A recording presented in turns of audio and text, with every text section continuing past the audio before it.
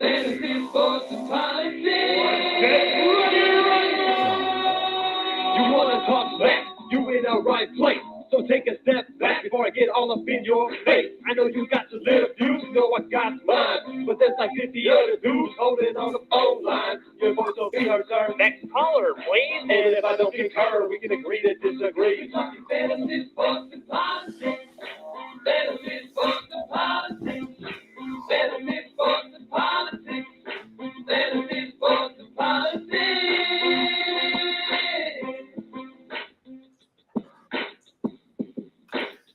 Here we go. Ladies and gentlemen, welcome to Fantasy Sports and Politics Saturday edition. It's me, Mr. FSP, doing what I do because I do it for you all every day. There's a lot popping and little things stopping. And if you can't, all right, for those that are listening to us on Blog Talk Radio, you cannot see what Jerry Taylor is doing. Every show. It's popping, man. Yeah, he popping, all right. Popping them pills. Hey, Popping them pills. I don't know what he popped. But he's here with me, per usual, to do the show. Saturday edition. It is the first Saturday in July, the 2nd of July. And I'm gonna tell you what we're gonna end the show on. It's gonna be controversial. Why? Because it's me. The 4th of July is Monday. It's supposed to be Independence Day, right? Lately, it seemed like that independence getting taken away. That's how we're going to end this show today. I'm just going to keep it real. I'm going to keep it real, JT. So, hey, let me say this. You got less than 2 years. That is true. 23 months and 14 days. And 12 days. 12 days. Just remember that. You got less than years. Listen, I am. Come on, brother. He's too close to the finish line to fall down now. Dog, they've been trying to trip me up forever. Yeah, well, yeah. So, it is what it is. Anyway. Okay. I'm not gonna go too deep, but you have to be my anchor to reel me in if I go a little bit too deep. All right. You know I will. All right. That's my partner right there, my partner in crime. Anyway, it is July, and as per usual, what we do is basically give you what you need to succeed by breaking down the divisions. And of course, because it's Jerry Taylor and he jumps from team to team, I have to say we're going to do the AFC North this week. You don't have to. You want to. Well, you want to. It's best for business. You don't have to. You want to. It's That's what's okay. best for business. It's what's best for business. But eventually going to have to get to it. So if it's the first or the last or in between, it don't make a difference. We're still going to get to it. So it's still going to be covered. Maybe in 2 or 3 weeks, we'll have a better idea and have a resolution of what's going to take place in one of the biggest sports stories going. But for now, let's do it. If you want to bring it. Oh, listen. It's already been brought. Bring it. So today we're going to talk about the AFC North and the NFC North. Those are the topics of the day. We're also going to talk a little bit about what's going on with, of course, Deshaun Watson. That's going to bleed into our discussion on the AFC North. Normally, I get a magazine. I look at the magazine. I read the magazine. And then I go through some things, right? Well, this time, I'm going to bring you my perspective from the website, because I got to give them credit. The Huddle. I discovered The Huddle. And I was like, okay, hey, you know what? They got some good information. You You just discovered the huddle? Really? Yeah, I mean, I normally go off of. 10 years I've known about the huddle. What are you doing with the light, Azure? Hello. She can't hear you. I'm saying Look, hello. Oh, you say hello to me or hello to Azure? Which one you do? I already said hello to you. So I'm damn sure not saying hello to you again. I'm saying hello to Azure. You know, you're gonna stop talking to my wife. I know you're old pervert. Anyway, all right, look. What? So, because I can't talk to somebody else? Is that you could, but you choose not to. You choose to be difficult. You chose violence this morning. I am not a violent person. I didn't say you were violent. I said you chose violence this morning. Maybe at times I be violent vocally, but I'm not physically violent person. At times. That's true. That's true. I mean, people your height can't fight, but it's okay. See, you know, what's the height got to do with it? Ain't got nothing to do with it. Actually, it's a line. It's a line from NWA. Easy E had that line, but he doesn't say people. He uses a different word. Like I said, I do not have a Napoleon complex. I'm very happy in the height I have. Doesn't bother me. Not at all. I could care less. Well, I'm happy you could care less. So for those folks that want to get in on a conversation, I neglected to do this, but you can always dial 347-637-3220. Again, that number is 347-637-3220 to get the show via Blog Talk Radio, or join us on either my Facebook page, the Twitch page, or the YouTube page, and throw your comments in. We'll bring them up. We'll bring you on. If you want to come on the video stream, real easy. Put your email information out there or direct message me, and I'll go right ahead and bring you on. Just be prepared to show your face to be in the place. All right.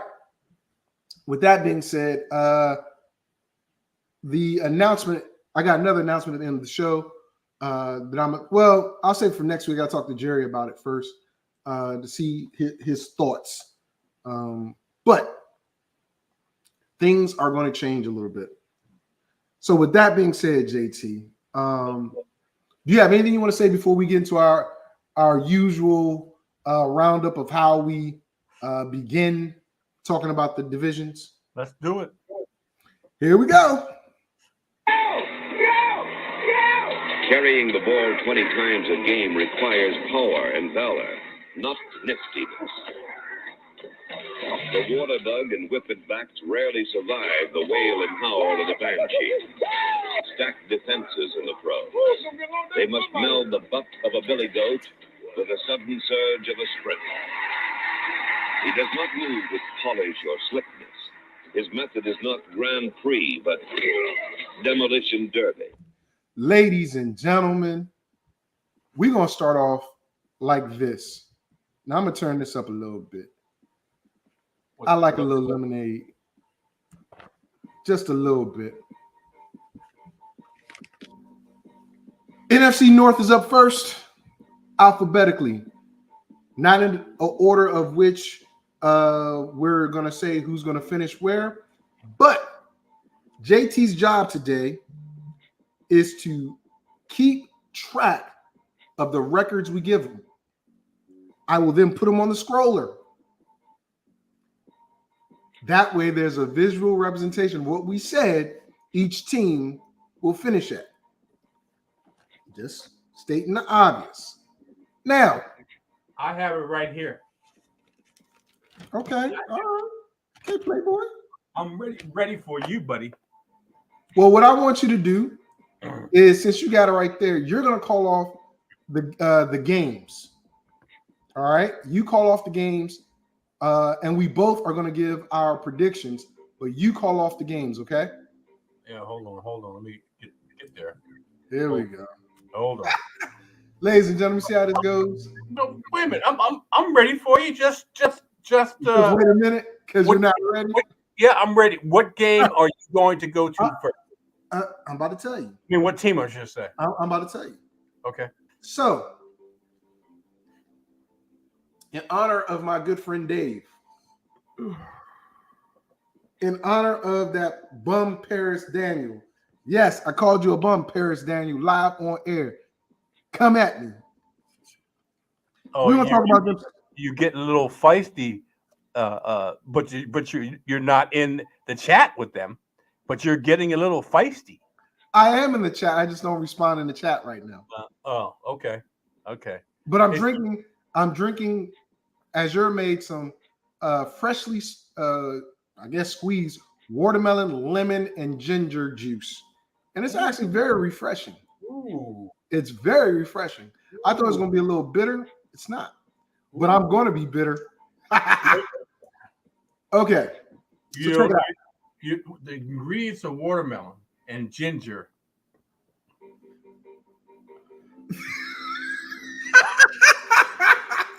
Well, I got a whole 64 ounces of it. I'm drinking. The ingredients of watermelon and ginger.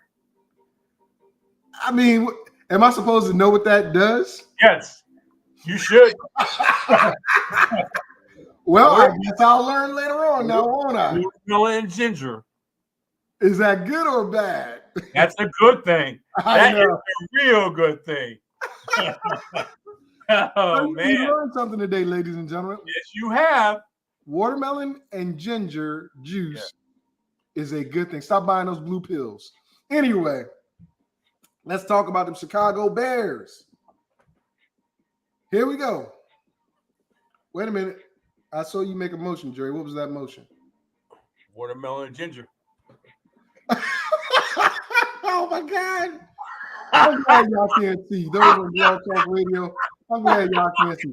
But those on Twitch, my personal Facebook page, and YouTube, you seeing what this dude? Oh, Jesus. Here we go. Let's talk about. Wait a minute. Can I get to the Chicago Bears? Oh, man. Can I get to the Chicago Bears? Oh, man. I made myself laugh. Y'all see this, right? Okay. Notable coaches, changes, and system changes. We have a good time. This is going to be a very, very, very big deal for the Chicago Bears. They have a quarterback in, in play that's prime for RPO. They have a very good running back when healthy, can be a game changer. Last year, he showed that. Even though it was on a terrible team.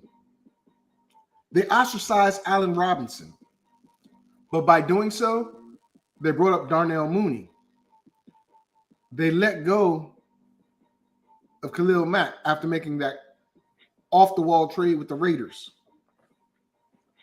Changed from a 3-4 to a traditional 4-3. But here we go. Although they likely waited a year too long, the Bears finally pulled the plug on the combination of Matt Nagy and Ryan Pace on January 10th. The new regime will be stewarded by head coach Matt Eberflus, who spent the last 4 years as defensive coordinator with the Indianapolis Colts. It's his first time in the big chair, and he's pegged Green Bay Packers quarterback coach Luke Getsy to be his offensive coordinator. It'll be Getsy's job to build an offense around Justin Fields. Meanwhile, Alan Williams followed Eberflus from Indy to helm the defense. Also, a very, very big pickup for them was their general manager. That young man, that brother, he knows what he's doing. And they have a ton of money next year. And I think they're going to be pretty good this year. But key free agent pickups or ads, we're going to say Trevor Siemian as a backup quarterback, wide receiver Brian Pringle from Kansas City, who I actually thought was better than Hardman. JT and I can discuss that back and forth, but I think Brian Pringle was a decent pickup because I believe his hands were better than Hardman. They also picked up Equanimus St. Brown from Green Bay. Key free agent departures. And you could say probably for the best, Andy Dalton Tariq Cohen, who actually ended up rupturing his other Achilles, working out. Allen Robinson, Jakeem Grant, and Jimmy Graham. They drafted a couple of good people, especially on the offensive side. Velus Jones in the 3rd round, and a running back, Treston Ebner, in the 6th round. Now, will Ebner give Montgomery some push? 6 rounders have a chip on their shoulders.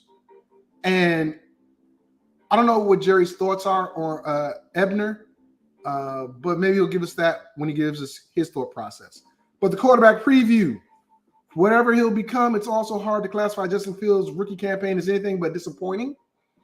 Sure, there were glimpses, most notably in tough losses to the Pittsburgh Steelers and San Francisco 49ers, but there aren't many ways to spin Fields' anemic production, not to mention 10 interceptions and 12 fumbles, 5 of which were lost.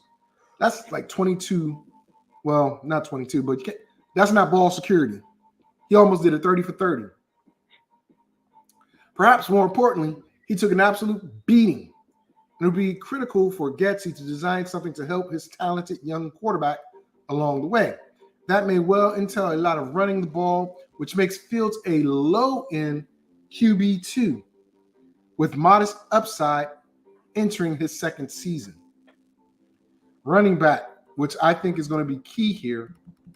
Although much is likely to change offensively in 2022 Bears, David Montgomery figures to be the lead running back and the focal point for raking up 1,150 yards and 7 scores despite a knee injury that cost him a month. He missed 4 games and still had those numbers. In his absence, Khalil Herbert showed he could be effective rushing for 344 yards in his 4 starts. The Bears chose to marginalize the then rookie as soon as Montgomery was healthy. But don't expect Getsy to follow suit. He spent the last 3 years under Matt LaFleur, who has steadfastly adhered to 2-back systems, one that has worked effectively. Assume a similar approach in Getsy's new home, making Montgomery a mid-range RB2 and Herbert a possible, because this goes into what JT was saying on one of the master plans. Somebody might want to pick up later on. A possible RB4 flex type, a late steal, a late pickup.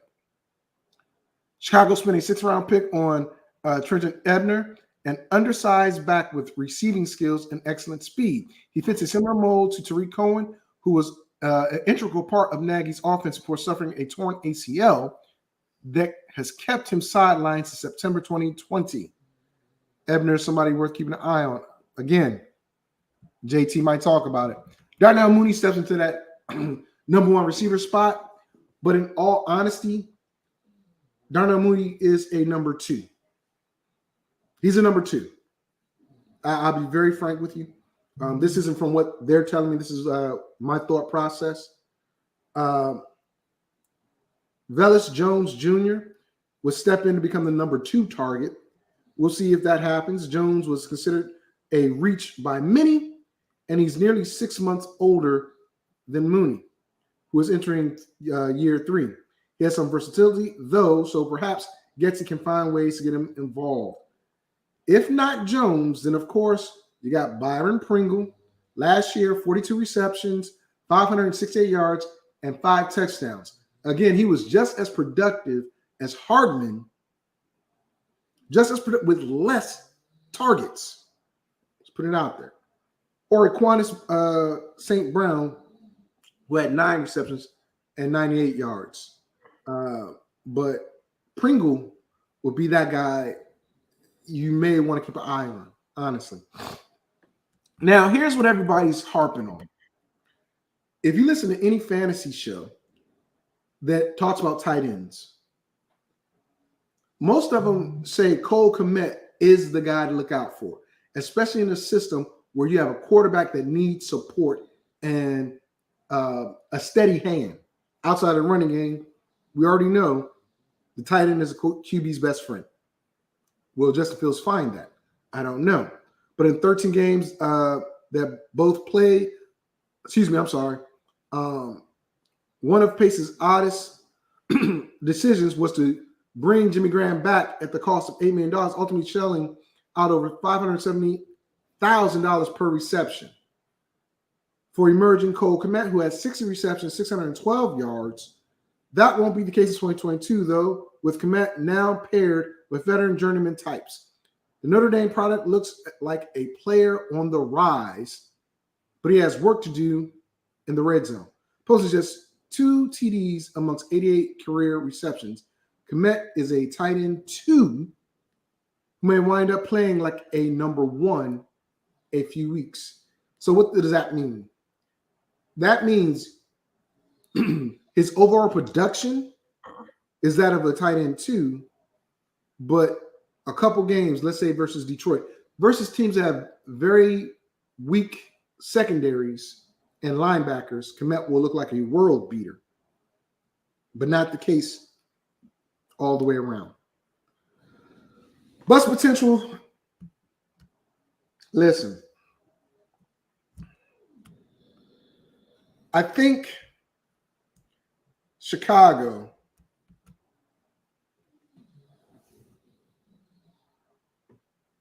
can actually stunt the growth of Justin Fields.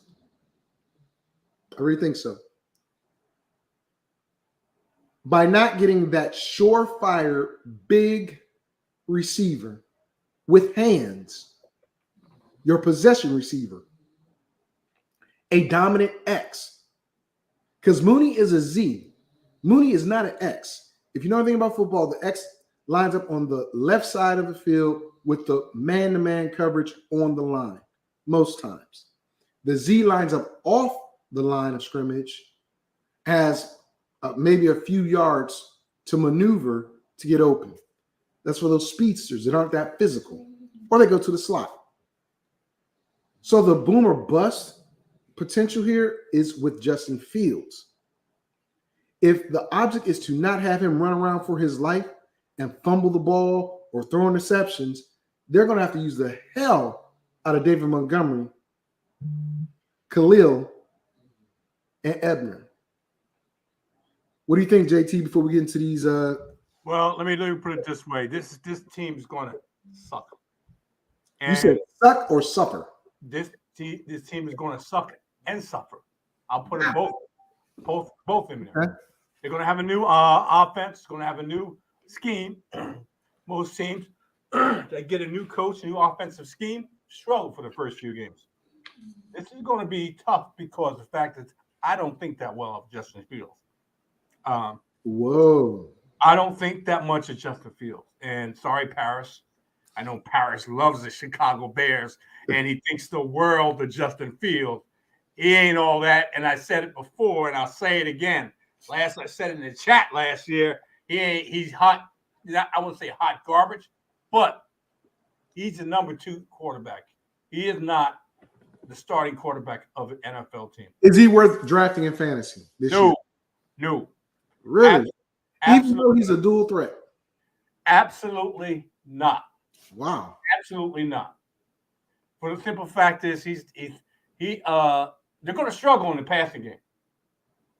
Just like I compare him, and it's going to be interesting to see these 2 quarterbacks. And we're not going to talk about the NFC East, but I compare him to Jalen Hurts in not being an accurate quarterback, being able to run around, to make some hay in his running game, but not an accurate quarterback.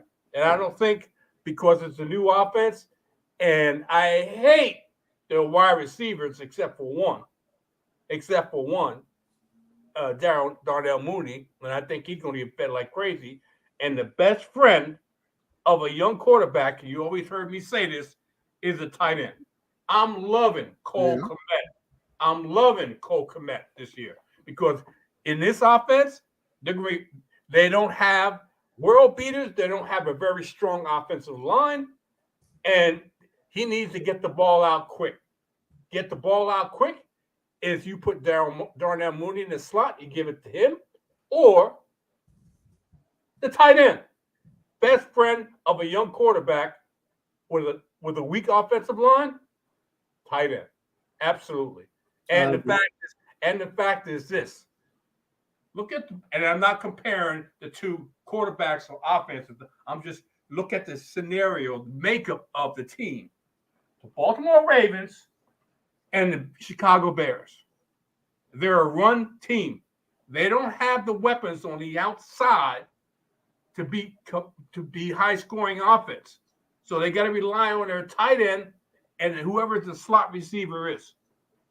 That is exactly what the Baltimore Ravens. They got to rely on first Lamar Jackson to run the football. Justin Fields is not close to Lamar Jackson. They got to rely on their tight end and one receiver because these other receivers, they're just pick up. Hopefully they can do something. Maybe they'll have a good week, a week or two, but they're not consistent wide receivers. That's why they're not with the team they came from. Okay. Well, let me bring in Tony. Tony just jumped on.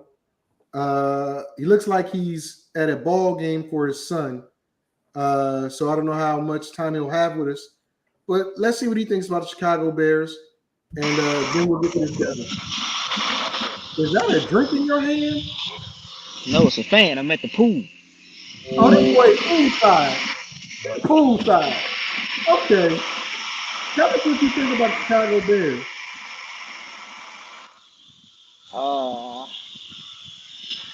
I guess you could say they're kind of moving in the right direction. They're not, as Tony Kornheiser said, they're not 2 years away from being 2 years away. But by firing the coach and cleaning up the GM, the staff, and things like that, it just depends. Like I said, if they haven't built one, especially for a young quarterback, if they haven't built the offensive line around him, he ain't going to succeed no matter what. Because you look at as good as Cincinnati was last year, Joe Burrow's first year, he got sacked, I think, close to 70 times. Yep. So again, when you bring in a young quarterback, you got to have that offensive line. At least 2 to 3 of those 5 positions have to have at least 3 to 5 years of experience playing. So they're young in that aspect, and then they sold off. I guess they're trying to revamp the defense also because they sent Khalil Mack out to LA. So, I mean, they'll struggle this year. I think Fields will have a few bright spots because you get to play Detroit twice. But for the most part, they're going to struggle. It's not necessarily a make or break season for Fields because again, it'll be the first year in the system. So I think this season is see what we got to build upon for 2023 and 2024 for the Bears. But I don't see them making much noise, whether it be in the NFC, towards the playoffs, anything like that. They are, in my aspect, I would say top 5, top 7 pick next year based on. Well, here's what we're gonna do. Here's what we're gonna do, Tony. We're gonna put your mental. Take that fan blowing all in the daggone in your earbuds. Hey, it's 90 degrees out here, Fairfax. Get a towel. So what we're gonna do is this. JT is about to call out all the games. We're gonna pick win or loss. You know, a W or L for the Bears, right? JT's gonna tell us what our final tally is, and I'm gonna put it on screen. So this is gonna be our video library of what we said. So JT, you're gonna go in this order. You're gonna call the game. I'll give my response. Tony gives his response. You give your response, and then we, move on. And you keep score, okay? Okay. Here we go. First game up, JT. Chicago versus 49ers. L. What you got, Tony? Is it in Chicago? Bears versus the 49ers. But where's it at? He's asking where is it? If I don't say at, it's home. Okay. All right, I got you. Yeah, with that, yeah, I would say that's a loss because no matter who the 49ers put at quarterback, the other kid, Samuels, is going to pretty much carry that team. So, yeah, that's a loss. To me, it's a double-digit loss. Ooh. Yeah, Wow. I think you're right about that. At Green Oh, Bay. you got to give yours, JT. What is yours? I give him a loss. Okay. At Green Bay, I give him another loss. Go ahead, Tony. Because of the revamped offense that is the Green Bay Packers. Granted, they still got Aaron Rodgers, but like JT was saying about the Baltimore Ravens, they got some unproven receivers for the most part, and they're pretty much gonna be relying on a tight end who's like a second tier tight end along with their running backs. I mean, it'll still be a loss. I think that game will be a lot closer because it's a rivalry game, but it'll still be a loss. What did Aaron Rodgers say last year? I own you. They lose. They lose. Bears lose. Yeah. Okay. Next one. Home against the Texans. Home against the Texans. You know what I'm gonna say. Chicago gets their first W. What you got, Yeah, Tony? the Texans are rebuilding, and they got too much to try to rebuild from. So yeah, I give Chicago a late field goal win. Okay. You've heard me say this before. The Texans play better at home, but they lose. All right. But they lose. Game. What's next game? That's a win for the Chicago. At the Giants. Ooh. Here's the thing about this game, man. The Giants have what it takes to win. But can they put it together with Brian Daboll, first year, game 4 of the season? Saquon should be healthy. Is Daniel Jones ready to see? That's the thing. Daniel Jones and Justin Fields, that's the issue for me in this game. These two. Damn. And where's it at, JT? At New York. Oh, I'm gonna give it to the Giants. So it's an L. It's gonna come down. It's gonna come down to quarterback play and talent alone. I'm gonna take Fields, so I'm gonna give the Giants a 3-point win. Because Saquon Barkley, even if healthy, can't do enough to beat most teams. So is it a Bear win or a Giant win? A Bears win. Okay. All right. Got him on a 2-game winning streak. Okay. At Minnesota. Oh, what did you do, JT? You said they got a win or a loss. Oh, they got lost. They got lost. Okay. At Minnesota? Yeah. L. Chicago gets an L. I think Minnesota's quietly gonna surprise some people. Quietly. Go ahead, Tony. Minnesota ain't gonna surprise nobody. It's Kirk Cousins. And ain't no surprise. You said I let him finish, but okay. Minnesota will get through. I get a loss to Chicago, but it won't be a surprise. I mean, it's Justin Jefferson turning Kirk Cousins 5-yard passes into 90-yard touchdown. Exactly. But go ahead. Let me tell you something.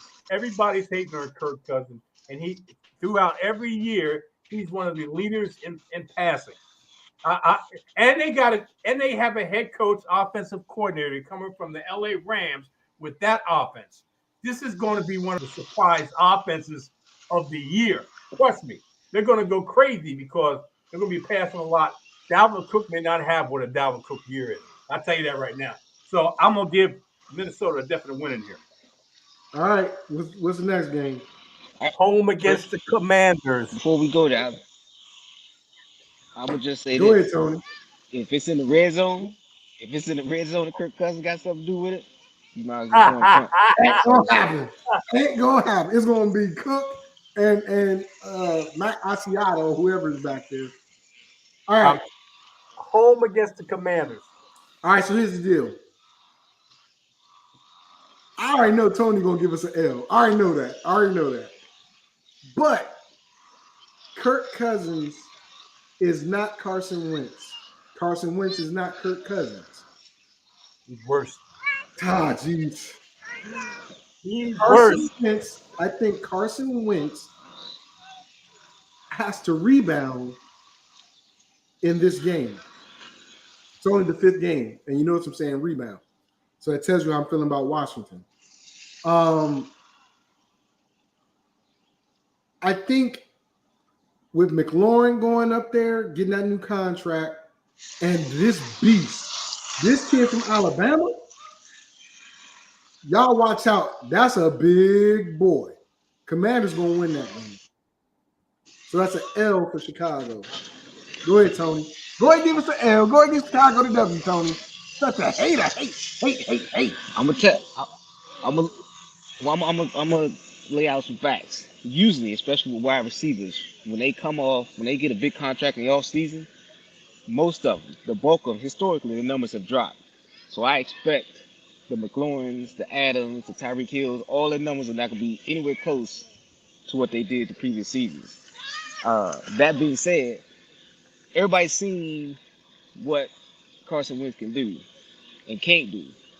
And with the carousel of running backs we got, Logan Thomas is a middle tier tight end, and there's no other wide receiver help. I mean, you're hoping that the Penn State kid will do something. Again, by week 5, is he going to have that much impact in the offense? Probably not. I would take, again, it's going to come down to which quarterback plays the best. And again, both defenses are rebuilding. Yeah, I'm going to take Chicago winning by 5. We didn't even need to go through all that. We just knew you were going to give him an L. We knew you were going to give him. Your wife has turned you against them with that cowboy crap she got in the house. You became a cowboy. No, Dan Snyder and Ron Rivera trying to rebuild the Carolina Panthers in Washington is the reason why I don't pick Washington in those games. All right. Go ahead, JT. At the Patriots. JT, you got to give your pick. Oh, I give him an L, man. I give him a W. I'm sorry. I give him a win. They beat the Commanders. Hey. This the haters ball.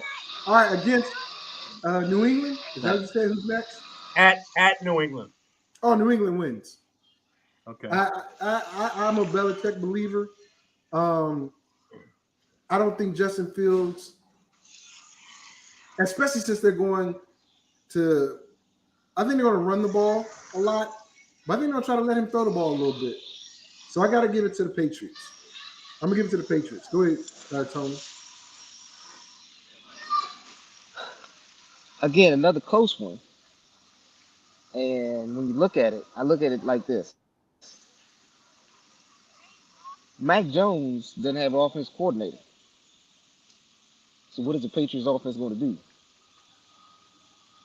Because Bill Belichick doesn't have much experience in being offense coordinator. I think this game is a lot closer than most people in Vegas are going to put it at. But I'm going to surprise you. I'm going to give it to the Bears on the road. Bears winning with a late touchdown drive. Okay, that's two-game winning streak you got going there. All right, at the Cowboys. You know I hate them Bamas. We know Tony's going to pick him because his wife going to beat his head in if he don't. But this is an easy one for me. The Cowboys are just way more experienced. They have way more talent. And it's in Dallas. In Dallas. I got the Cowboys. Double-digit win. Go ahead, Tony. I don't have to pick the Cowboys because my wife's a Cowboys fan. It's just, like I said, on paper, hell, you could take Ezekiel out of their offense and they're still 10 times better than what Chicago is. So that is true. Okay. That's a loss for the Bears. Very interesting game. Home against the Dolphins. Ooh, and this is in the middle of November? No, it should be October sometime. Yeah. Early November?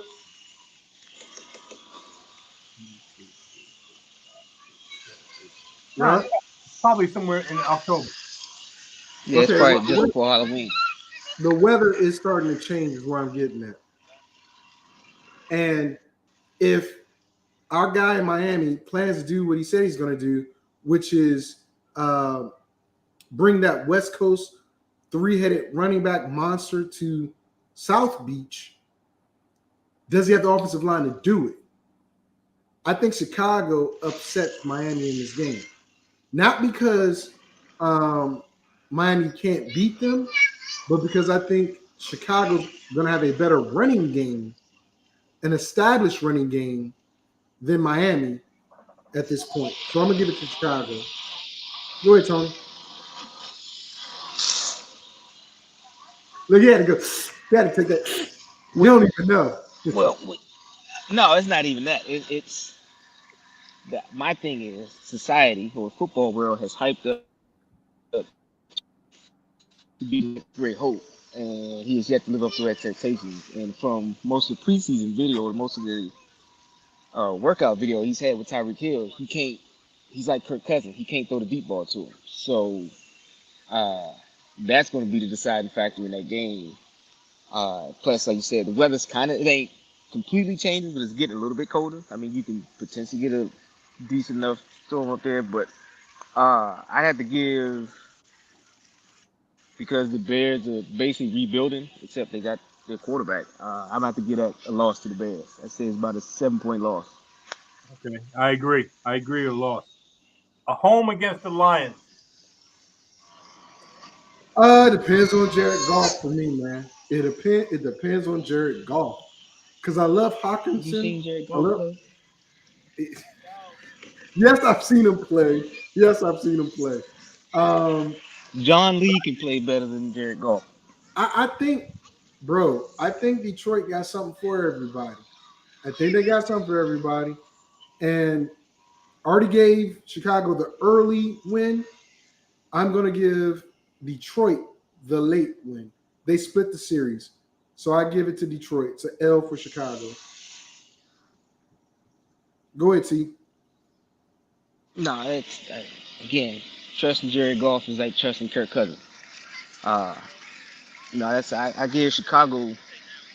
It starts out as a blowout, and Detroit closes it out or gets close, but I think Chicago wins it by 4. I like Chicago to win the game. Okay. At the Falcons. Dirty Birds. This is an interesting game too, because by this point, either Marcus Mariota is hurt or he's proving that he's not worth the money they gave him to get the starting job, and you bring in Ritter, who's a taller but more accurate and probably a bigger arm than Justin Fields. Also, like the weapons Atlanta has as opposed to Chicago. The question here is defense. And we talked about it. Chicago's retooling their defense. Atlanta really never had a good defense, but they're trying to build up that. Man, tough game. And it's in Atlanta? In Atlanta. I'm going to give it to Atlanta. The L for Chicago. Go ahead, T. This is probably one of the few times you're going to hear me say this in any football season. This game going to end in a tie. What? Hey, you know what? Let me say something. He giving them a tie? This is exactly what I was going to say and thinking. 2 dysfunctional teams playing each other. And what he's saying makes sense. But how many games end up in a tie?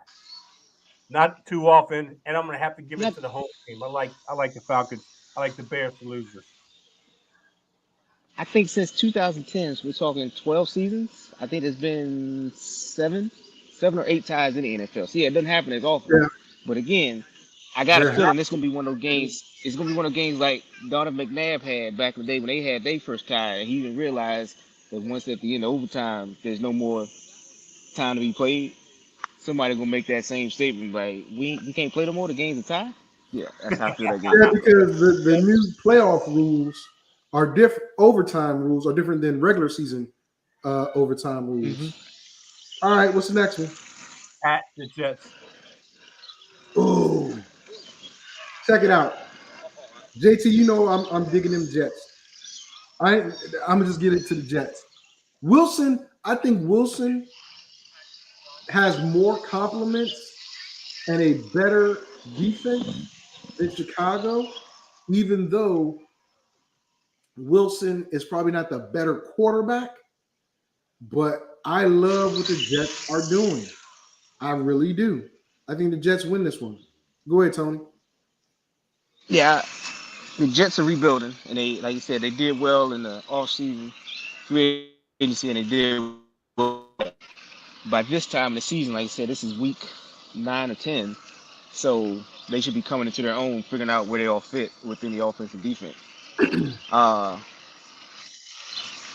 I'm gonna give the Bears a loss, but it's not gonna be because of what Zach Wilson does. It'll be because of what the Jets defense won't allow Justin Fields to do.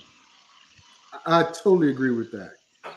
Go ahead, JT. Be your homer. Before I give you my prediction, the names and the faces may change, but the dysfunction remains the same. Here we go. But the dysfunction stays the same. And it's been a long time seeing a decent Jet team, and they're playing at home. I understand that, but I still give Chicago a loss here because the fact is, I think the Jets have a little bit more, even though they're dysfunctional still, a little bit more and better offense than Chicago Bears have. JT, you know you want to get back with your Jets. It's just like finding that old girlfriend. You try and get that old thing back. You just keep believing that. Keep believing. All right. What you believe. All right, let's go to the next one. Home against Green Bay. Green Bay. Come on. Green Bay sweeps them. Yes, no explanation. Green Bay just lost for the Bears. This is interesting. I talked about this quarterback earlier. Eagles at home. Ooh, and now we're into the cold month. Yep. Here's the thing. I think the Eagles were like one of the top leading rushing teams in the NFL last year. One of And the best offensive lines. one of the best offensive lines. Yep. And when they added Brown to that receiving core, and they updated that defense, I think Chicago's in trouble. I think Jalen and company, even though it's getting really cold, Middle of December. I know, as I'm saying, even though it's getting really cold, I think the Eagles win this game. I don't think Chicago. I don't think their run game is there yet. That's what I'm trying to get to. I don't think it's there yet. Go ahead, Tony.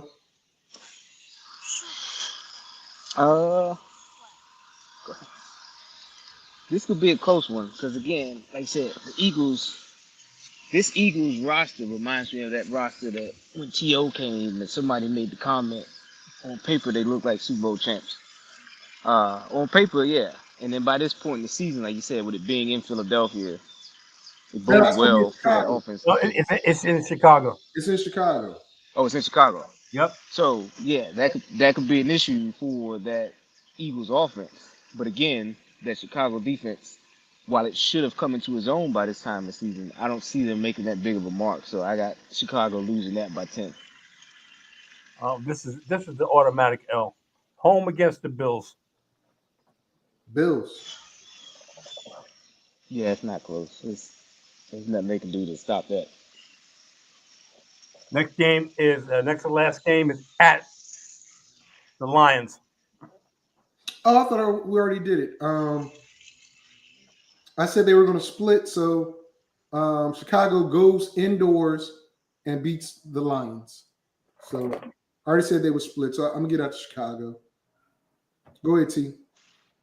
Yeah, that should be a Chicago win. I mean, Chicago won't be playing for any playoffs. They'll be pretty much playing for a top 10 position in the draft. So Yep. Yeah, I give Chicago the win in that one. In the last game of the season, home against the Vikings.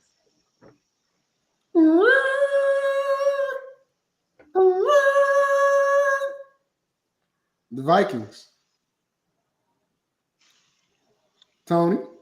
Oh no, it depends. Again, I'd have to look at what I would say about Minnesota's schedule. But if Minnesota needs this game to get in, they're gonna play a little bit harder. But I think Chicago will play the spoiler and end their season with a W. Oh wow. Okay. Okay. Hold on, let me just tally this up now. You go with right now. It sounds like I gave the Bears like a top 3 draft pick next year.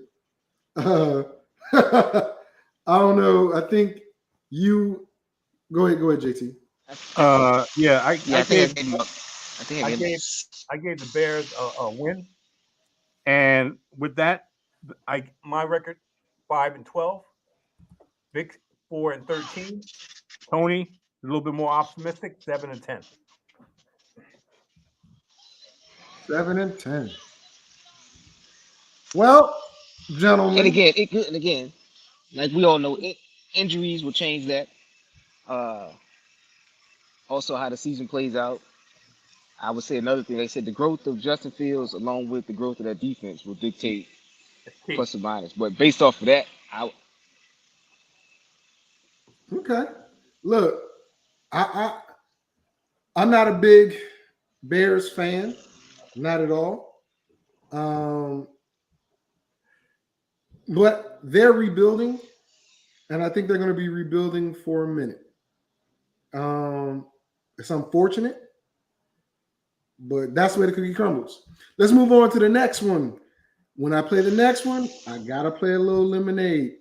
Let's talk about these Detroit Lions. Now, first of all, I like DeAndre Swift this year, but his head coach thinks he's really soft. Rumor was that when Adrian Peterson was there, he had to explain to DeAndre Swift if you're hurt or if you're injured.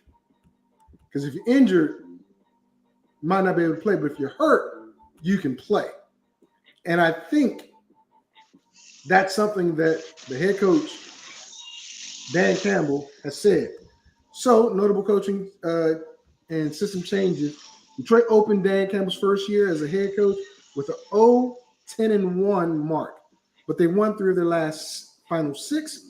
That might have saved Campbell's job, as there were rumblings that it could be one and done for him in Motown. Anthony Lynn wasn't so lucky.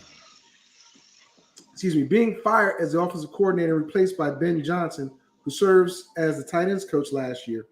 Campbell called the plays down the stretch, and it's still to be determined whether he or Johnson will handle the duties this season.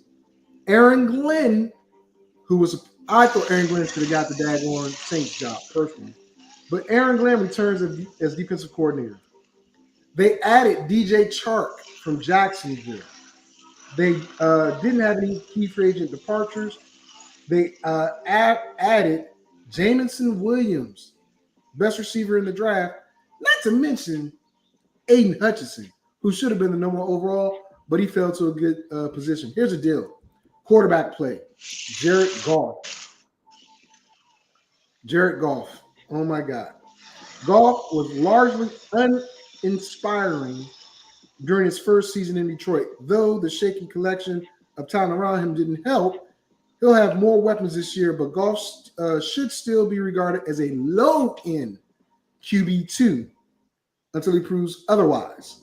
Running back DeAndre Swift compiled 1,947 yards and 17 touchdowns in 2 seasons, while at times functioning as offense's only tangible threat. He's also missed 7 games, though, which is particularly concerning since Detroit has rarely asked Swift to carry full load, which is crazy.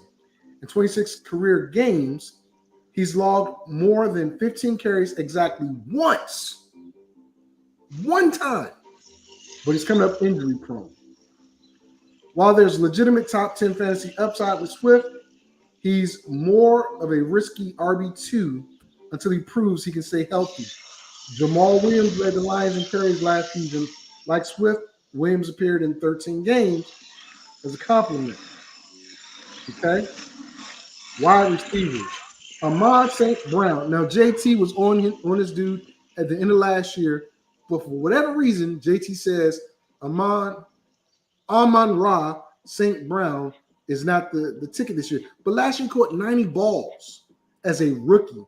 had a 10.1 receiving reception per yards per reception. St. Brown might not be that guy, but in a 3 wide receiver set in fantasy, he's a good number 3. Jameson Williams, if he comes back to the form he had in college prior to tearing that ACL, look out. I love him, DJ Chark, and Josh Reynolds. Josh Reynolds is a good blocking receiver and a good possession receiver as well. Not to mention TJ Hawkinson. JT and I have been on TJ Hawkinson for a couple years. Quarterback play has to show up. Quarterback play has to show up. This kid is a weapon. They need to use him. Now, we all know for me, it's 2 potential busts here. And they can be sleepers or they can be busts. That's DeAndre Swift as well as Jared Goff. Can Jared Goff do what he did with the Rams when he had the weaponry? Because I think he has a little bit of a good weapon set here this time around in Detroit. And the defense is improving. I don't know. But I think those are 2 big potential busts. Tony, give me your thoughts, then JT, and then JT, give us the schedule. I think like JT has said, Detroit, just like Washington, just like the Jets, are the model of dysfunction when it comes to running an organization. And as great a talent that they've acquired over the last 20 or 30 years, they've yet to put it all together. So I don't see, even with head coaching changes, system changes, player changes, it's still the same Detroit Lions. So can the mindset of the team be changed by Aiden Hutchinson by himself? Maybe on the defensive side it could, but offensively, like I said, everybody's going to look to Jared Goff to lead this team, and I don't think he has that. And the fact that you got a decent, as they're having them, as St. Brown is their number 1, with Jameson being their number 2, and Hawkinson at tight end, on any team, if they're all healthy, you think that's a number 1 offense, or at least a top 5 offense, but it's the Lions. So I'm not expecting much from them. Again, most of the NFC North outside of Minnesota is pretty much rebuilding their offenses. So I would say it is a make or break season for Campbell, because like you said, they won 3 of their last 6. Most teams, unfortunately, most organizations are of the mindset of winning now versus rebuilding for 3 or 4 years and then having that sustain itself for the next 5 to 10. You know, very few professional organizations can do what the Golden State Warriors did. They built a team. They had Mark Jackson build a team, and in that 3-year span, yeah, it didn't look like they were going anywhere, but they fired Jackson to bring in a new coach, and then the trajectory just went up. NFL teams, especially teams like Detroit Lions, don't have that mentality because everybody wants to win now instead of saying, you know what, we're just going to suck for the next 3 years, build capital, build players, and then develop them and move from there. So I don't see Detroit being any better than, like I said, Chicago. Like I said, I doubt they'll get to 6 wins, but we'll see what the schedule lays out. Well, you gave Chicago 7 wins, so that'll be interesting. Go ahead, JT. Okay. You said Dan Campbell's not going to be 1 and done. 2 and done. Even 2 and done. Because 2 and done. Because after this season, Dan Campbell's history. I tell you that right now. I don't think so. I think he's a good coach. I think he's a good coach, but they're just not acquiring pieces quick enough. Well, I'll do it this way. They are not acquiring pieces and a optimistic look quick enough. Jared Goff, you got wide receivers. They're not that bad. You got TJ Hawkinson, and then you got Jared Goff. What are you doing? But to pitch the football to those wide receivers and tight end, highly inconsistent. and he was going a very good offense in the Rams, and true colors came out when he went to Detroit. I do not like Jared Goff. He's hot garbage, and he won't be the starting quarterback for the Detroit Lions next year. Guaranteed. Well, that's part of my thought process here. I believe, was it Detroit that got Matt Corral? I Yes. believe. Okay. I honestly believe Corral is going to step in by mid-season because there's the rumblings of Dan Campbell losing his job. We got to remember, Dan Campbell didn't pick Jared Goff to be his quarterback. He inherited Jared Goff through a trade that he had nothing to do with. So for me, if the ownership, which is I think the granddaughter, who said they're going to do things differently, and you got Spillman, former Detroit Lion, great, and now the general manager, they're going to give Jared Goff a short leash, and they're going to let Corral, with the young talent, develop. I think Goff has maybe a month or two before they say, you know what, thank you, but no thanks. I know we're paying you a lot of money this 1 year. Next year, you're out of here anyway. Let me bring this young kid in and see what he can do. That's my thought. But let's go over the schedule real quick to prove that out. Let's go, JT. This is going to be brutal. Will be brutal. Okay. Home against the Eagles. Loss. Okay. That was quick. Home against the Commanders. Loss. Damn. Away against the Vikings. Loss. Damn, guys, flying through this. Home against the Seahawks. Win. What you got, Tony?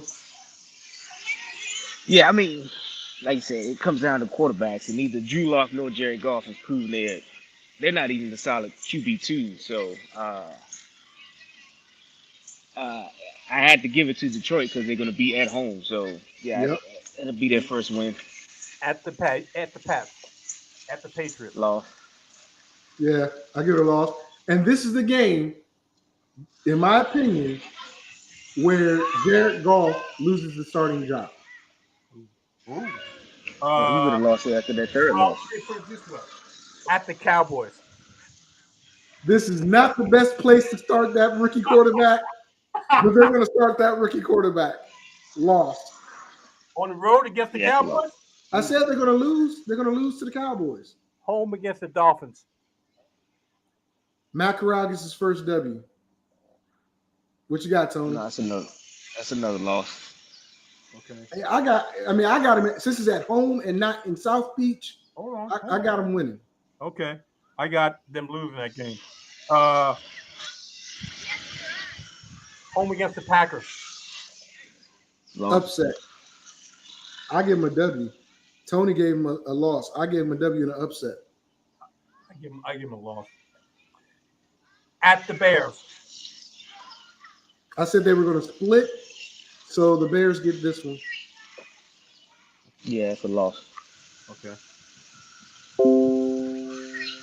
At the Giants. I think Detroit wins. At the Giants outside? At the Giants? Really? I think so. Tony? I think Saquon becomes the fear, not the fear factor, but the main factor in that game. I get that another loss for Detroit. I agree. That's a loss. Home against Bills.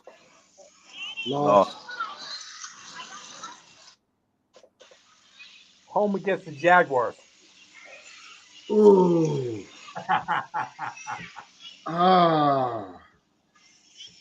They're at home, right? At home. In the dome. But I love what the Jaguars have been doing, man. But I haven't seen them compile anything yet, so I got to give it to Detroit. Tony? I see another loss for him. I think, like you said, Jacksonville is on that upward trajectory, and this could be one of those games where they start to make their mark in the league, saying, "All right, we got what we want, and now we just got to build on it." So yeah, I got the bet. I said the Bears. I got the Lions losing that one too. I got the Jags winning. Mm-hmm. Home against Minnesota. Loss. W. Upset. Really? Yeah. Okay, well, I That's have. Thanksgiving, right? Is that the Thanksgiving game? Well, it probably is. Hold on, let me look. Because they haven't Detroit won. ain't, they ain't won a Thanksgiving game probably since Barry Sanders days. Exactly, and I think they're going to change that this year. No, the Not against Thanksgiving game is against Buffalo. So, Oh well, then they're going to keep that in. Okay. They're gonna take the L. Is that what you said? Okay. Yeah, I'll change it to an L. It's the second Sunday in December against Minnesota. At the Jets.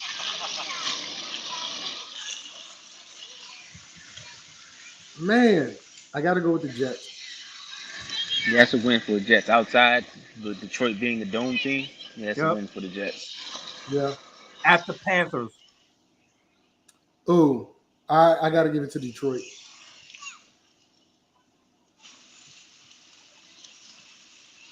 Yeah, I can see Detroit pulling off. I guess technically it would be an upset because Carolina should be a little bit better than them. Not much, but Okay. yeah, I'll give Detroit the win. I gave another loss. Home against the Bears. They win that one because they lost the previous one. I got them losing that. Okay, I agree. And the last game of the season, at the Packers. Lost. Again, it depends on what the Packers are playing for. If they've already locked up the one, then they'll win that game easily. The Lions could, but if the Packers are playing for positioning, like that, I have to look at the Packers schedule, but it is still right now it's a loss because I would say Green Bay is going to play everybody, but if Green Bay plays their backups, Yeah, that's a good point. Green Bay plays their backup. I can see Detroit winning it, but I don't know if they can stop freaking what's the other running back name? Aaron Jones and is it Freeman? No, it's not Freeman. No, not Freeman. Big Thunder Thigh dude. I can't remember his name. AJ Dillon. AJ Dillon. Yeah, AJ Dillon is the main guy there. Whoo! Detroit's linebacker is going to have a long day. Okay. What are the records, JT? Okay. Mr. FSP, I don't know what you've been smoking, but whoa, you got the Detroit Lions 8-9. 8-9, okay. All right. And Tony and I agree. 2-15. 2-15. Oh my God. 2-15. Y'all are on that ooh-wee. No, y'all are on that ooh-wee. no, Well, you got, like you said, you got a Jared Goff who, like Jared Goff, just like Josh Rosen, all came out of the league. Everybody thought they were the next Aaron Rodgers because of their intellect.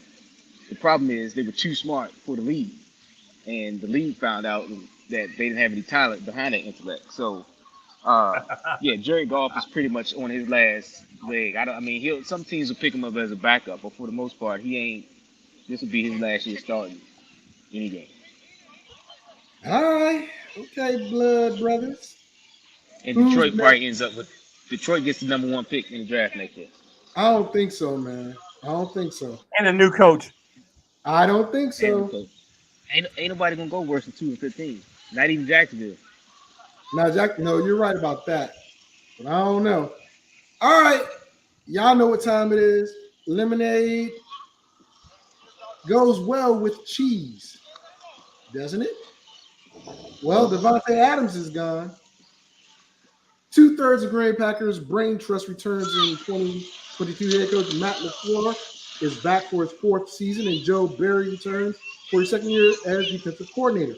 Things about elsewhere, though, as Nathaniel Hackett left to become the head coach of the Denver Broncos, and QB's coach Jetsy became OC in Chicago. LaFleur chose to elevate offensive line coach Adam Stenovich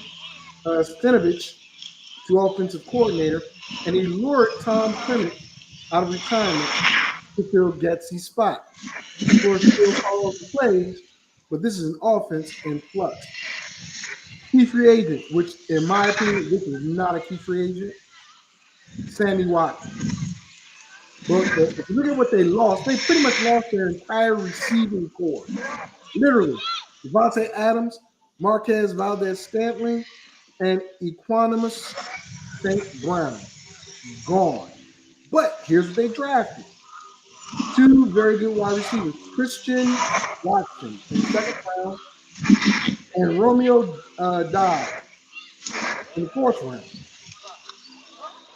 Can this Christian Watson get in on Aaron's good side right away? I don't know, but I do predict Allen Lazard to have a breakout season. It's Aaron Rodgers' main target now. He and Aaron Jones. Tight end. Well, we're going to get there.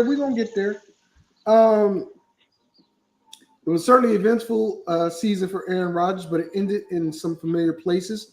Both good, winning a 4th MVP award, and bad, another poor postseason showing.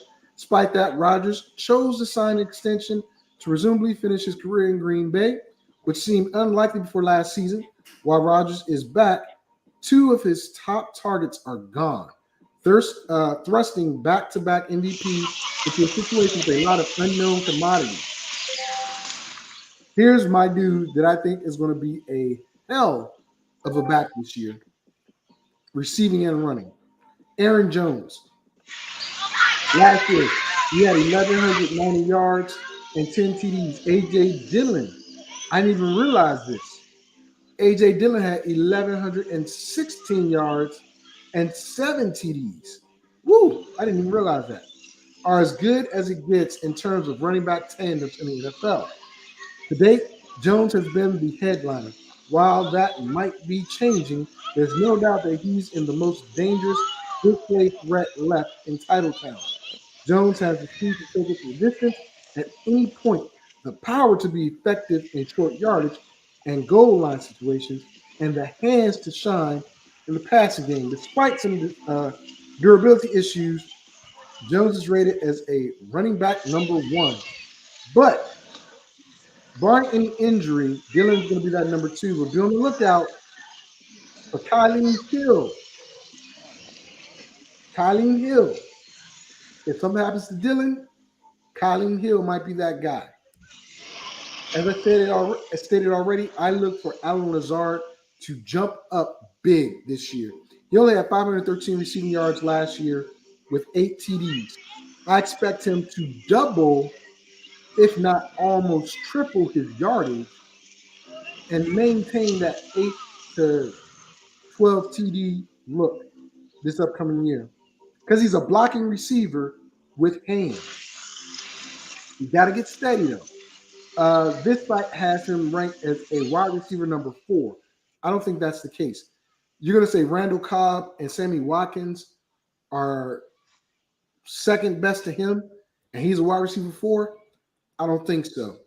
But the youth of Christian Watson and Romeo Doubs and Amari Rodgers, I might push some of those old timers out the way, and these young guns take them. Tony talked about the tight end situation. Robert Tang. Everybody, including myself, thought Tang would have another great season. We were wrong. He got injured, didn't do well. He's working his way back from the torn ACL. Right now, without him, the Packers will count on improvement from players like Josiah DeGora and Tyler Davis. So I'm not counting on Robert Tanyan until probably the first month of the NFL is done. That's just me. He's a late stash. Boom or bust. I think the whole daggone Green Bay Packers are boom or bust. I do believe, and we're going to get into it, but I believe Minnesota's going to win the division. I think Green Bay has a luxury of having top tier cornerbacks, some good defensive linemen, and very weak linebackers. That's going to be to their detriment, especially not having the top tier wide receiver to bail them out like Devontae Adams. If you look at it, Devontae and Aaron won a great deal of those games. Not anybody else. Aaron Jones had his part, yes. AJ Dillon apparently did as well. But when it came down to it, it was Rodgers and Adams. One of them isn't there anymore. So, with that being said, JT and Tony, your thoughts on Green Bay? Tony first. Go ahead, Tony. I look at teams like Green Bay. I mean, from a financial standpoint, I'm like, why waste the money on an offensive coordinator when you got the likes of Aaron Rodgers? I think this season will prove not only his greatness, but it'll prove the greatness of whoever his offensive coordinator is. Because, like I said, without all those, well, I would say without Devontae Adams, because I watched Scantling play at South Florida when I was stationed down in Florida. So I watched him play because a friend of mine's kid was on the team with him. So I've seen him in a number of games. And Scantling reminded me a lot of the old school Raiders receivers. They were fast, but they But didn't have can't hands, and catch. that is Scantling's problem. He's fast is all I do. I think he runs 4.2, 4.3. He's fast. He's not a decent route runner, but he's fast. So everybody's like you can't teach speed, which is fine. But if you can't catch, you can have all the speed in the world. James Jett. So yeah. So that offense again is more. I think this offense you're gonna look. We won't see it till late in the season, but I think this offense for the Packers this year is going to be more run dependent than any other season they've ever had, probably since like the Dorsey Levin days, Yeah. because they're going to expect more out of their running backs because they don't have the receiver. And like you said, on the defensive side, they have I guess you can call them a top 10 defense. So again, it didn't show in the playoffs, especially at home, but they have a top 10 defense that will keep them in games. Along with making sure they stay within reach of other Minnesota in the division. Um, I still have the Packers winning the division. They may not be the overall number one seed in the conference, but I think they win that division by 1 or 2 games just because if I had to pick a quarterback to go into the playoffs with, do I take Kirk Cousins or do I take an Aaron Rodgers? I said I'll take an Aaron Rodgers on one leg versus a Kirk Cousins on two. So I think the Packers, again, they're going to play a first place schedule. So I still think the Packers, at worst, I say at worst a 3 seed. I don't see any other division being better than them. I think whoever wins the NFC East and whoever wins the NFC West, those will be, between those three divisions, will be a 1, 2, and 3 because what's going to come out of the South is pretty much a wash. So, but I got the Packers they're not going to surprise anybody, basically. If they lose a game, it'll be more surprised if they lose a game versus them it's being surprised if they win one. Okay. JT. Packers going to be more run dependent. And Aaron Rodgers throws to his young receivers 13% of the time, if I'm not mistaken. I think I got that right. He loves throwing to veteran wide receivers. He can trust him. He knows where they're going to be. The wild card is that rookie wide receivers or young wide receivers are all over the place. Where veteran wide receivers, he has more faith in. So I think it's going to be more run dependent. And then when he needs to throw the football, it's going to be to Allen Lazard and maybe, if depending on how the rapport is, Sammy Watkins. That's it. And I think that the class of the division by default, because the Bears are not that. Detroit is definitely not like that. And Minnesota, you don't know what you're going to get. I'm not talking about Kirk Cousins.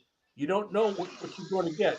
You know you got a head coach slash offensive coordinator that's coming from a dynamic offense, and is going to inject more plays and dynamic plays for that offense. But you don't know how long of a time before they actually start to develop and play like he wants them to play. So even though the wide receiving core of the Green Bay Packers has been basically decimated, it's not as bad as a head coach and offensive coordinator injecting his new offense into a team that was run heavy for a long time with a suspect defense. Okay. Well, enough talking. Let's get to the schedule. Okay, the schedule is Green Bay at Minnesota. L. Okay. I give Green Bay an L opening season. Go ahead, Tony. I got Aaron Rodgers leading the last second drive and they kick a field goal to win it. Crosby still figuring it out, but I got Crosby helping him winning that game by 3. Home against the Bears. W. Win. What's that? He said a win. Win. At the Buccaneers. Ooh. L.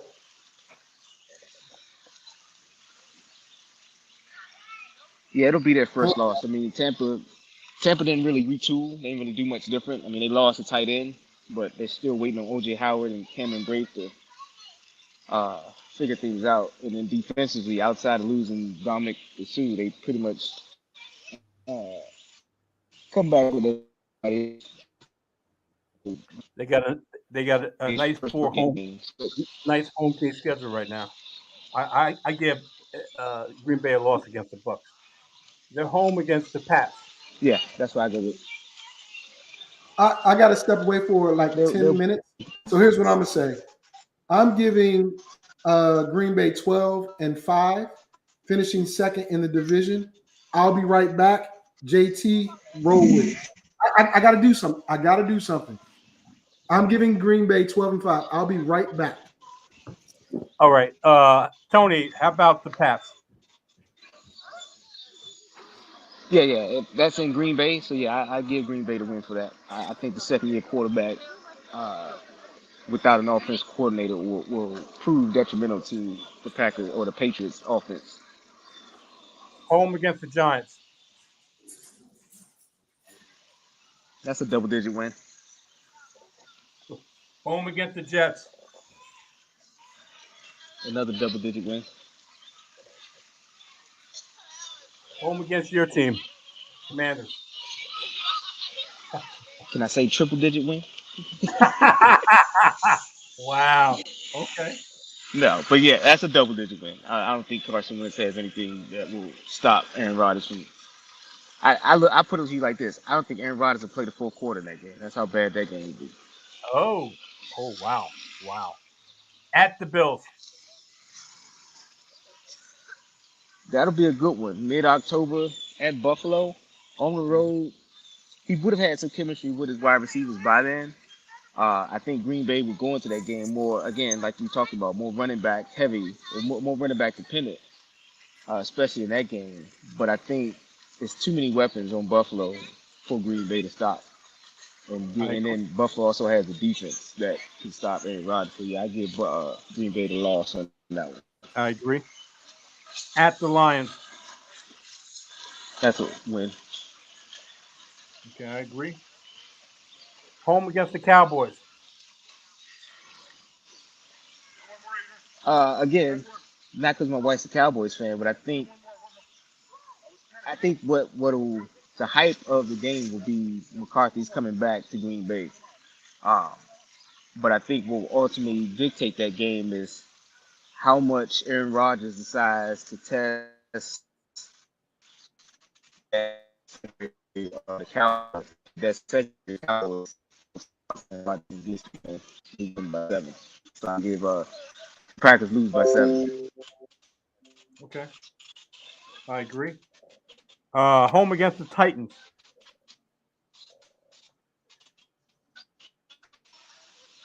I think by this point in the season, if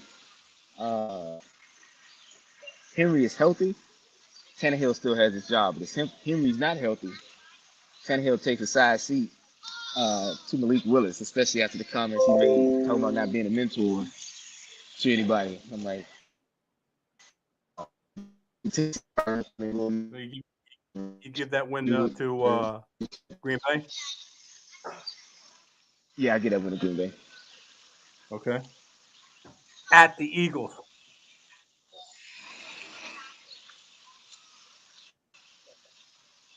That could be a tough one.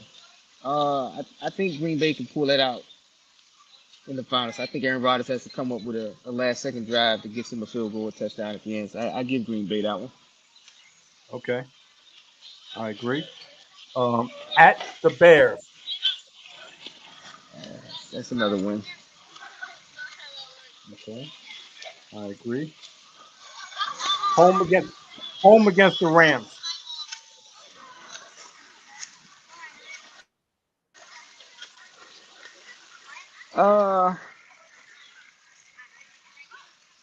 This is what was supposed to be the NFC Championship game last year. So I think the Rams come off the high horse, but they get the win. So I give Green Bay another loss there. Okay, I agree. I think the Rams have a team that travels better than Green Bay's team travels. So yeah, I give the Rams the win. Okay. At the Dolphins. Early November matchup down in Miami. That's It'll be hot. December. That's late in December. Okay, it won't be as hot. But it's in Miami. Yeah, it'll still be a change of scenery for them. I give Green Bay the win for that one.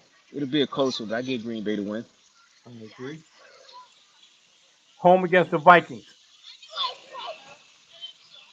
I think this is one of those back and forth games where, again, if Aaron Rodgers has the offense where he wants it, especially in December, it's one of those back and forth games where they keep trading one team scores, next team scores. So it comes down to who has the ball last. And like I said, I trust Aaron Rodgers more than I trust Kirk Cousins. I give Green Bay the 3-point win. Okay. And the last game of the season is home against the Detroit Lions. Yeah. So based on my record, I think I have them with 12-4. So depending on where they're sitting, if they're comfortable at 2, they're not gonna play their starters more than the first quarter. If they're trying to get that 1, then they'll play more than that. But it's Detroit. Detroit likes to play spoiler, especially in these games at the end of the season. But I think Green Bay pulls that one out even with their backups. All right.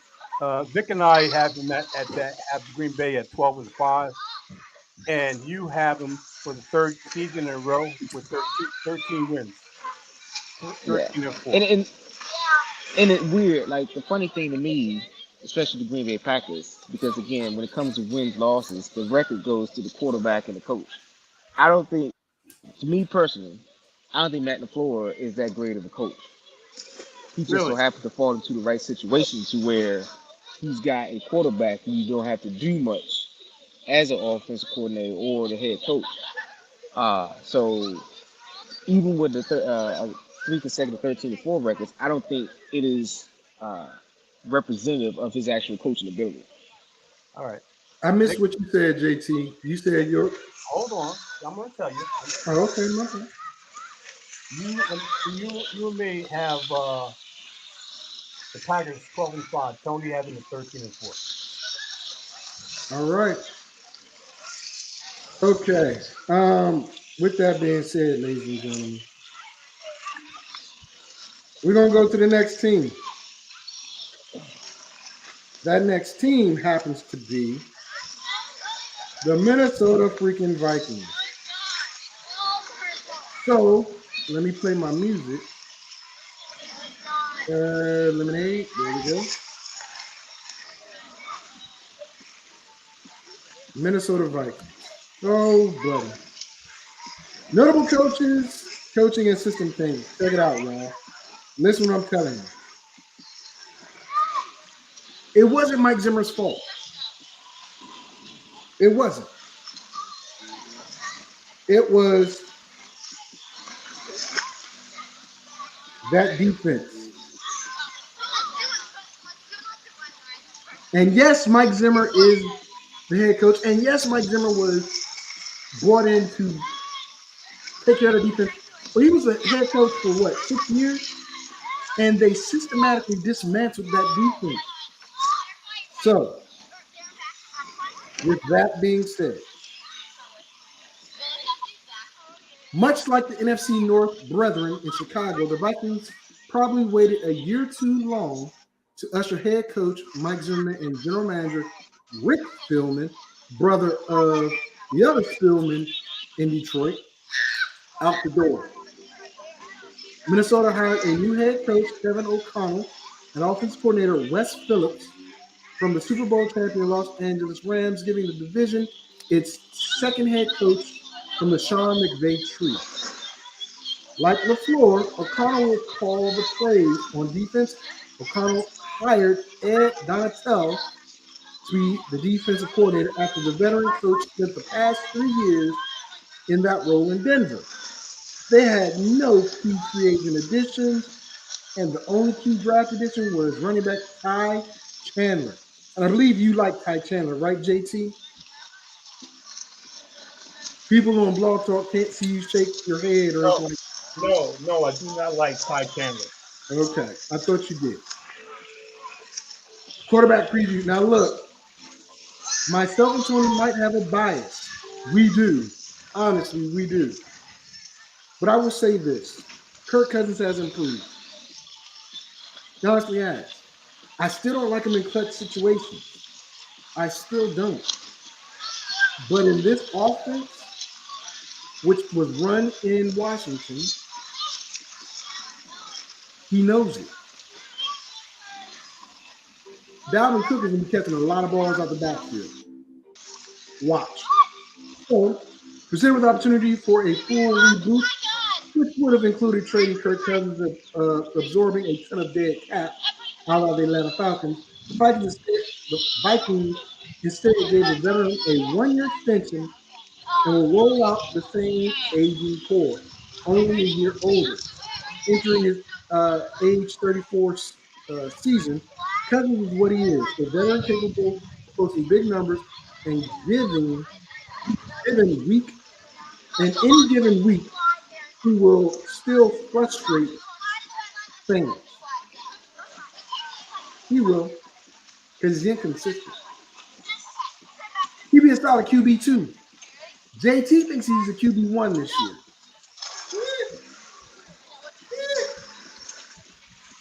On to the running backs. I already told you, I love Dalvin Cook. JT dropped Dalvin Cook down in his rankings. I say if Dalvin Cook was a top 3 or top 4 running back in fantasy during Mike Zimmer, he's going to be a top 3 or top 4 running back under O'Connell. Look at Todd Gurley. I know O'Connell wasn't there with Todd Gurley. I got it. But the system was. And I'm telling you to take the pressure off Jefferson, take the pressure off with Thielen. And I forgot the tight end. I'm going to get to it, the tight end in a minute. Matson and Cook are going to have big seasons. Big seasons. He's just got to stay healthy. And yes, Cook is still an RB1. Matson is that handcuff that you might look to grab towards the late part of your draft after you secure your top 2, top 3 running backs. He's a good handcuff. Jerry doesn't like Ty Chandler, but he could fit in there a little bit. He could. Justin Jefferson. Some people say he's the number 2 wide receiver in the league. He posted 108 catches, 1,616 yards, and 10 touchdowns last year. Now, mind you, one of these games, Kirk Cousins was out with COVID. He's not vaccinated. Even though I learned, even if you're vaccinated, that doesn't mean you're not going to get COVID. Some people say, outside of Jamar Chase And Cup, Jefferson's number 3. I think he's number 2.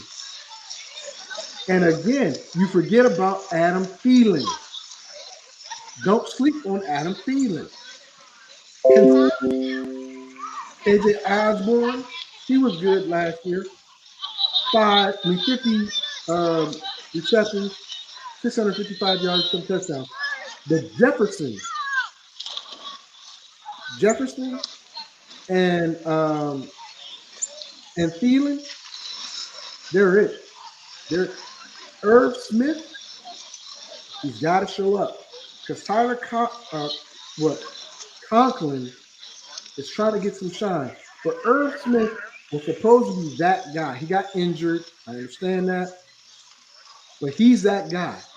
I love the offensive weapons here. And I love the fact that they got younger on defense.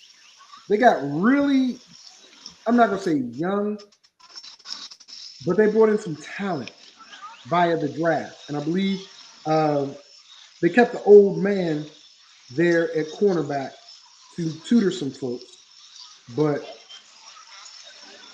I'm telling you, watch out for Minnesota. The big bust.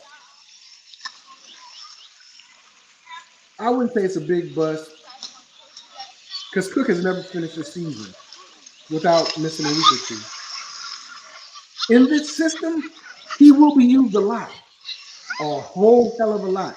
If he can't stay healthy, he might become a bust. Don't put it out there.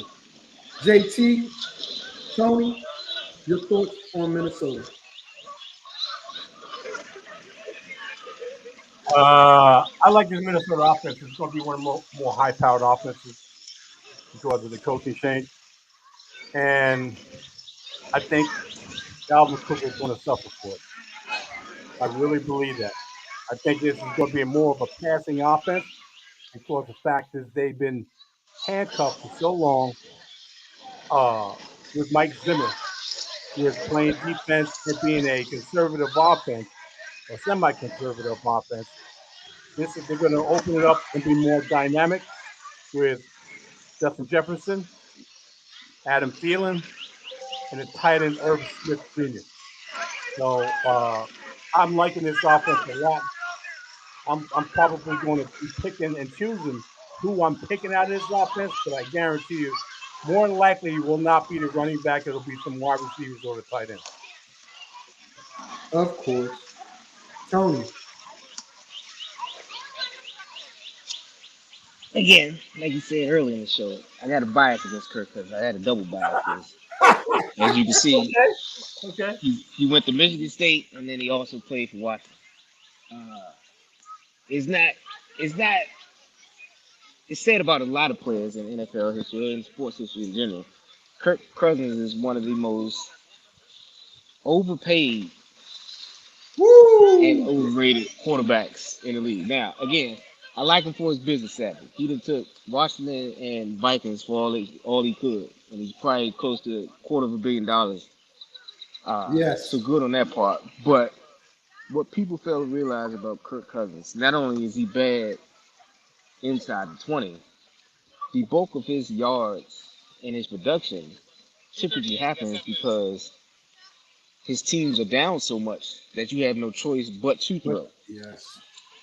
And like JT is saying, Dalvin Cook not even Dalvin Cook, but the running game becomes a side product of the whole offense because when you're down so much, you don't have time to run the ball. So you have to put it up. Now, luckily for Kirk Cousins, kind of like he had in Washington, he got hit. He's got a number 1 receiver in Justin Jefferson. Thielen technically is the number 1, but obviously being number 2 in this new system probably. Yep. And if the tight ends come to fruition, they could be a top 5, even top 3 offense. The question is always going to be, just like most of the quarterbacks in this division, how well does Kirk Cousins play? But I will always, not just of my bias, but just because I've seen him play a lot in college and at the pro level, he is yet to live. I didn't say, because he's a 4th round pick, so he's not really living up. He's actually out. He's overperformed his draft position, but I still think he's overpaid for what you get out of him. Like I said, for the amount that you're paying or the amount that not we, but the amount that Minnesota is paying them, for the amount that Washington is paying them, they should at least make the NFC Championship game every year. Yes. I don't even think they've gotten out of the first round in any year he's been with them. So outside of nope, They that haven't made the wasn't last year. playoffs. That was They haven't made the playoffs yeah, since he's been a quarterback. yeah. They let it wasn't Cassell. What was the kid's name? Keenum. They let Case Keenum go, and Keenum took him to the NFC Championship game. So yeah, I don't see the coaching change making any difference. I think the only thing that helps Minnesota is that the NFC is so weak that, like I said, the NFC North could potentially send two teams because obviously the East may send two depending on how well Philadelphia plays. The West should send two with the Rams and then whoever else is in that second spot, which leaves 3 spots between 2 other divisions. And the South is obviously only going to send 1. So I expect Minnesota to be the same. They'll probably be a 6 or 7 seed, and then that'll be it. But again, because Minnesota doesn't give themselves, because the problem with Minnesota, they play too well that they don't have a high enough draft pick to draft a quarterback of their future.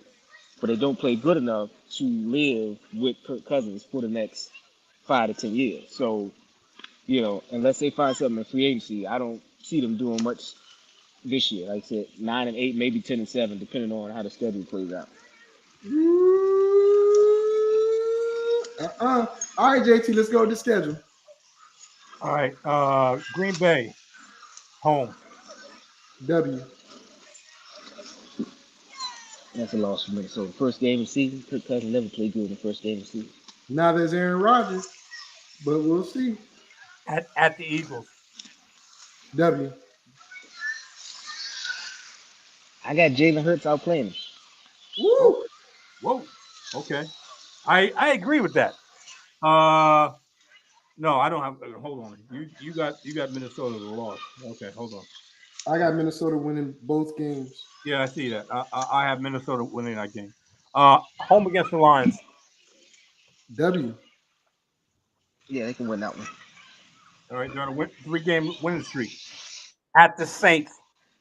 Saints got a good. W. I got that as a W because we don't know what's going on with Alvin Kamara. Quiet as kept, that dude might be suspended for the first 8 games. I don't know. Michael Thomas should be back, so it depends on what Jameis Winston does. But I don't think. I think the Saints are in a rebuilding mode. So I got Minnesota winning their second one.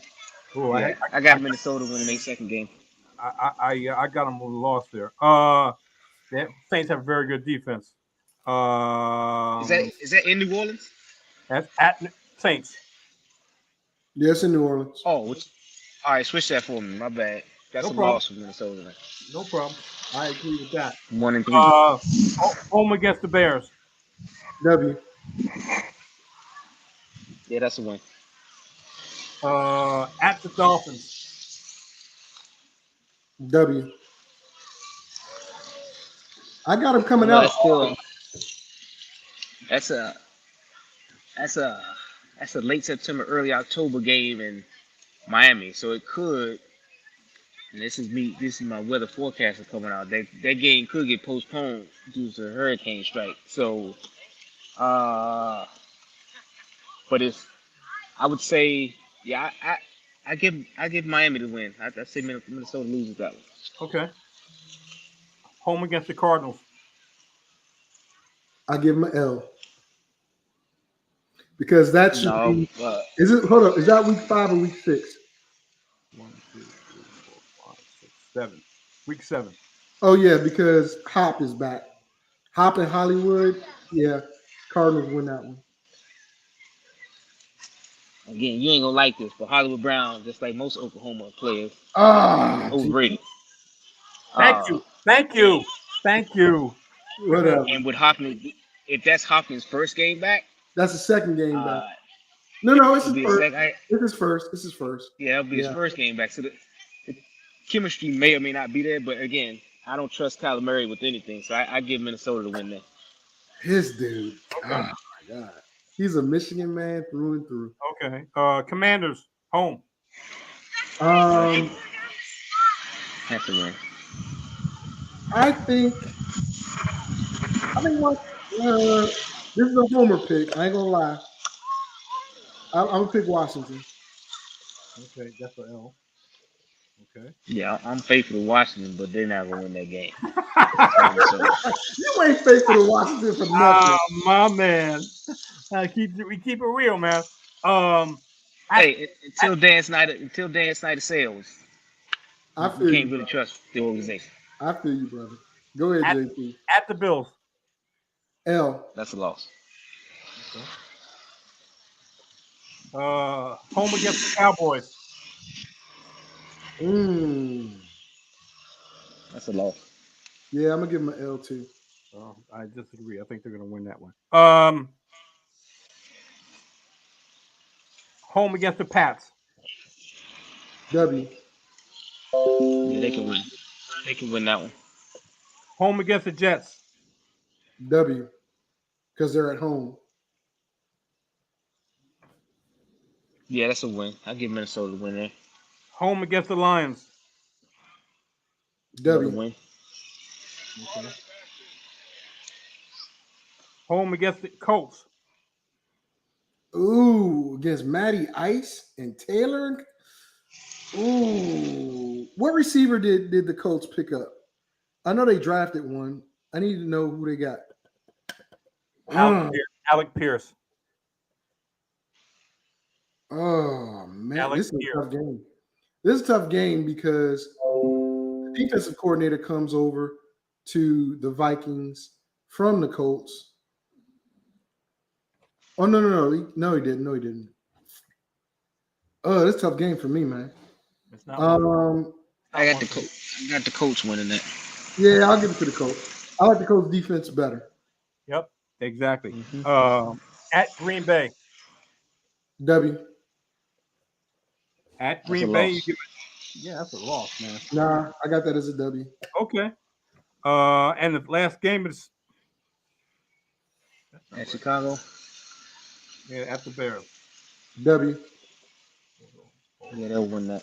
That should give. I gave him 13-4, if I'm not mistaken. But 1, 2, 3, 4, 5, 6, 7, 8, 9, 10, 11, 12.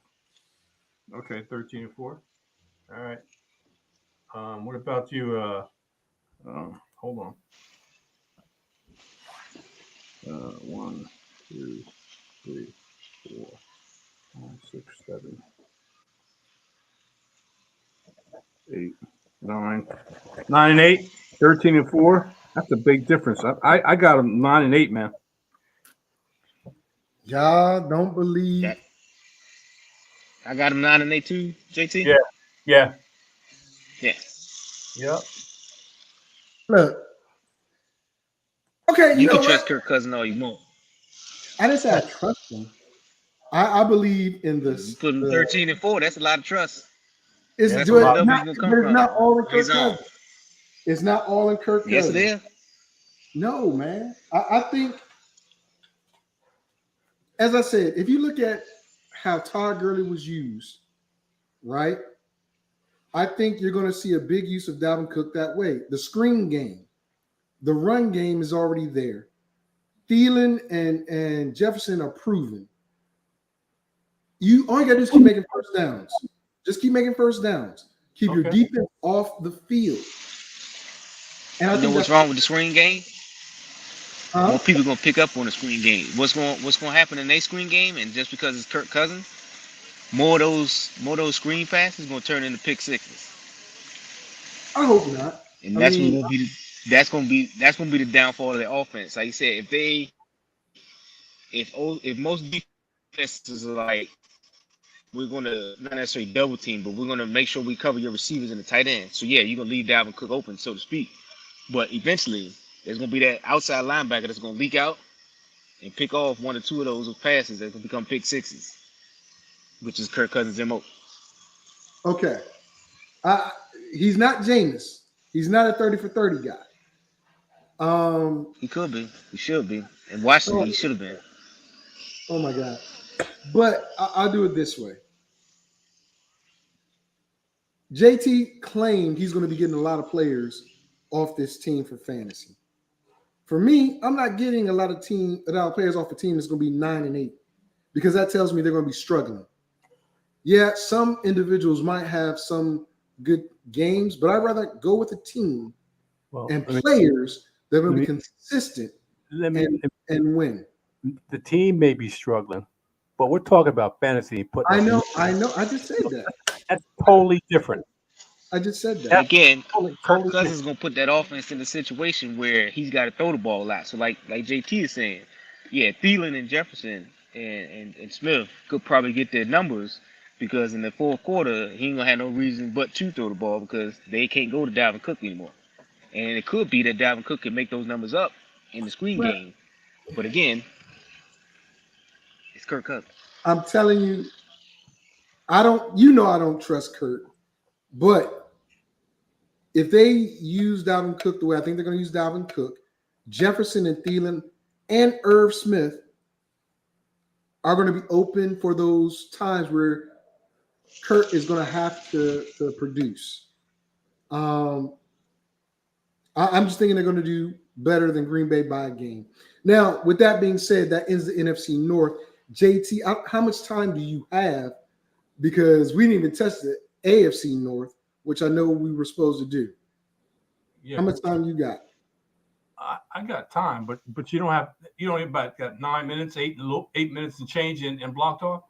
On Blog Talk, but on StreamYard, I got as much time as I need. Whatever. I'm here, man.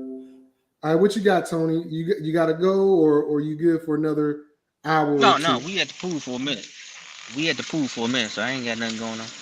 Baseball season, we don't start baseball and football until the fall, so. Okay, all right. Well, ladies and gentlemen, I'll do it this way. Those who are listening to us on Blog Talk Radio, you're going to lose us for the AFC North. But you can catch us in the archive. Those of you that are sticking with us through StreamYard via Facebook, Twitch, and YouTube, we're going to continue. Might not have my music, might not have all the fancy things, but we'll still be here, okay? With that being said, oh no, JT's laughing about something. What you laughing about, JT? Just like you got things going on in the background, so do I. Oh, okay, all right. We all good. All right, so here we go, ladies and gentlemen. With that being said, those that are listening on Blog Talk Radio, I appreciate you listening. We will catch you next week. But stick around for the archive or come back for the archive in about an hour or so. And you'll listen to what we say about the AFC North. I'm not going to play my outro music, but I am going to play a little lemonade as we get to the North. And we're going to start with this team right here. I'm going to tell you right now, I think this team right here, the Baltimore Ravens, are going to win the AFC North. Yes, I know we're talking about they don't have no receivers. Yes, I know we're talking about they come up all these damn injuries. We're talking about that. But I want you to think about something. Despite all of those injuries, despite having dysfunction with the wide receivers and quarterback, they still almost had a winning and a possible playoff run season. I want you to think about that. They lost their starting running back a week before the season began. They used guys that were on the street to run the rock. They lost every cornerback. They were down to their fourth and fifth stringers starting for half the season, which caused Harbaugh to go for 2 in games where they could have won had they gone for 1 and had a little confidence in their secondary. Dobbins is back. The DBs are back. Hollywood is gone, but Andrews is still there. I'm telling you, It's going to be on. So, for the fourth consecutive season, Greg Roman will handle the offensive coordinator duties under longtime head coach John Harbaugh. So expect a continuation of the run-heavy approach that has landed Baltimore in the NFL's top 3 in rushing attempts in each of Roman's 3 seasons. On defense, Don Martindale was ushered out and replaced by Mike McDonald. 34-year-old spent 7 seasons in Baltimore before serving as the defensive coordinator at Michigan. You should know this. Won the Big Ten title. No, Michigan under Harbaugh's brother in 2021. So I can't even see what you're doing. Somebody did something I couldn't see. But key free agent pickup to help with this run game, Mike Davis. This fits his style, but there's key departures.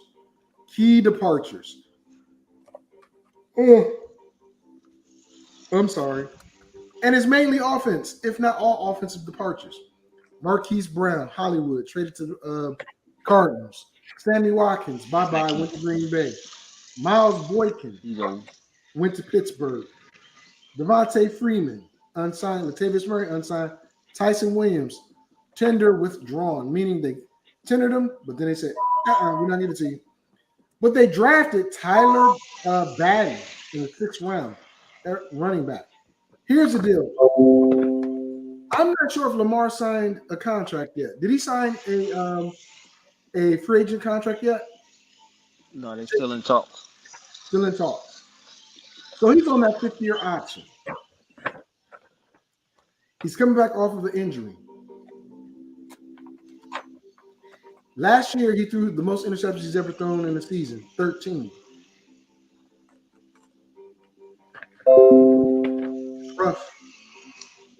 It's rough. But here's the deal. J.K. Dobbins, Gus Edwards, and Justice Hill, who all suffered season-ending injuries in a 2-week span, all return. That's the silver lining in this story. All of them are coming back. Dobbins is clearly the most talented and the one that they're going to lean on the most.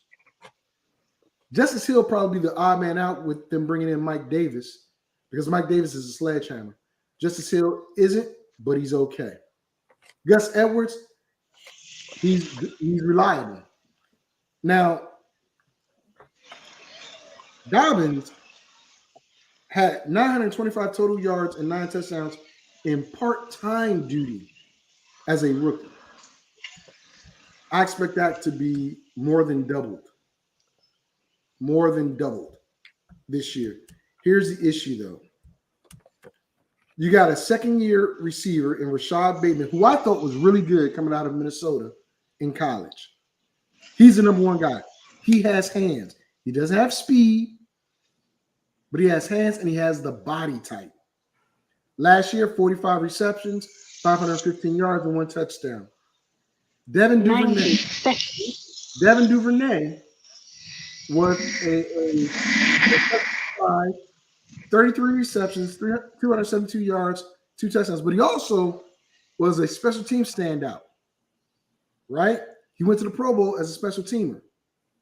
James Porche and Tylan Wallace. Those are receivers. Not anything to write home about.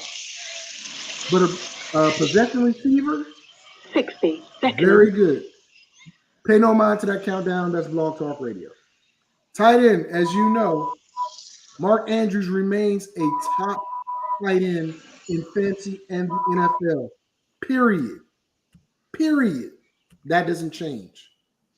Here's the deal, though.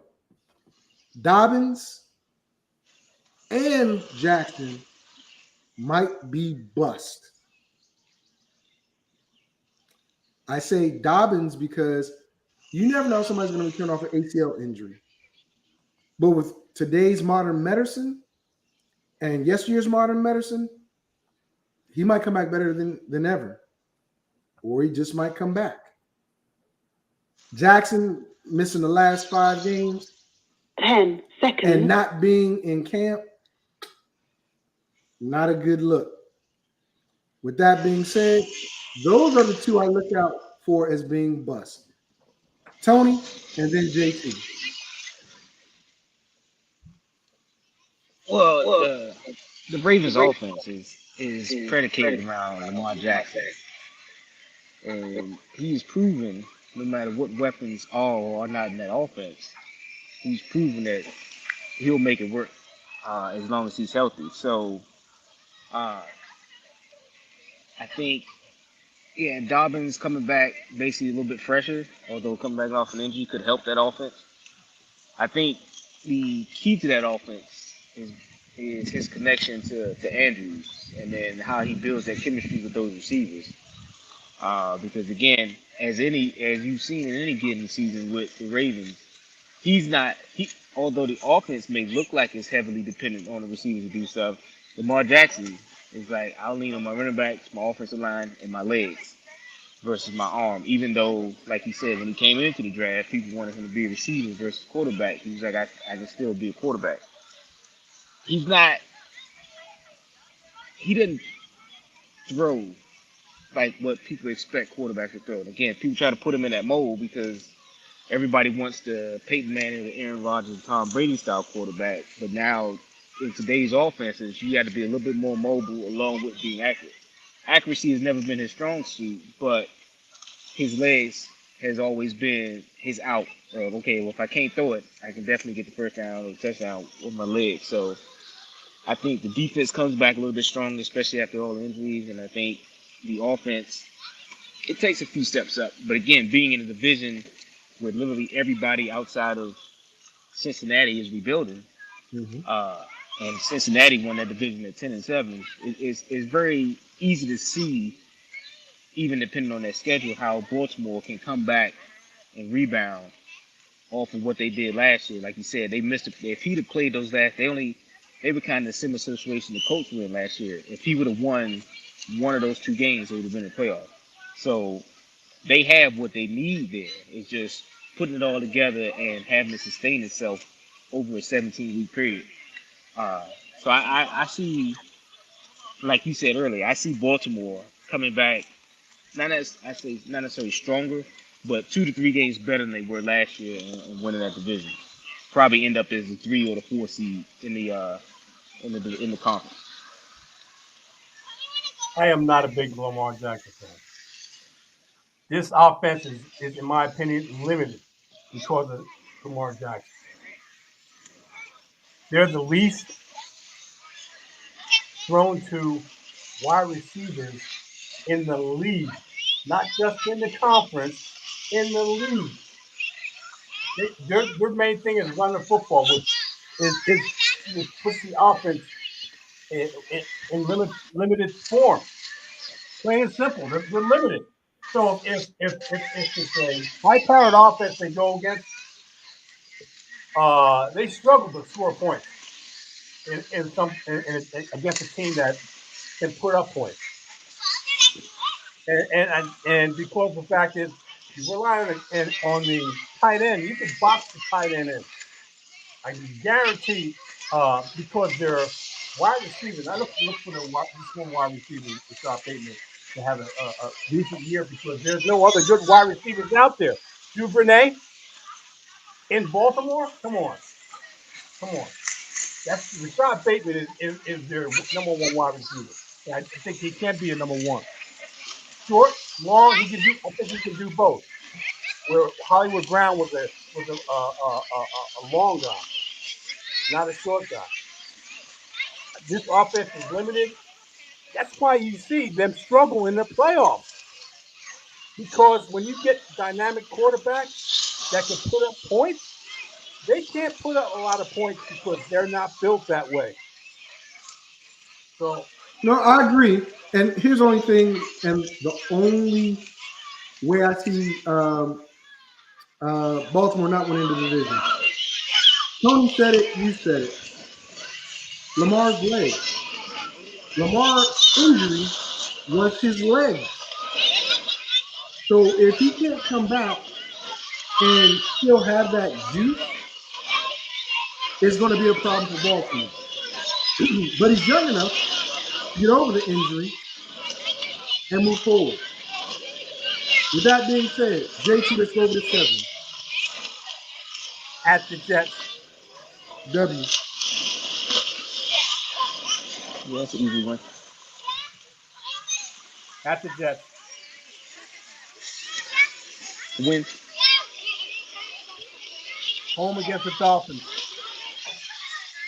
Here I go. They're going to get an L. Against the Falcons? No, he said against Dolphins. Home against the Dolphins. No, that's another win. That Dolphin defense is not as stout as they should be. At the Patriots. W. Yeah, that's a win. I don't think Belichick's defense is it won't be at full form by week 3, so no. That's a win for Baltimore. I got them 3-0 so far. This next game is an exposed game. Home against the Bills. I agree. Oh, They're going to have to throw the ball. It's an L. Yeah, that game will be over by halftime. But yeah, it'll be a loss. This is another exposed game. Division game. Home against the Bengals.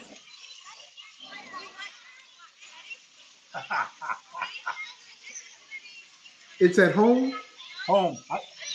I'm going to give it to the Ravens.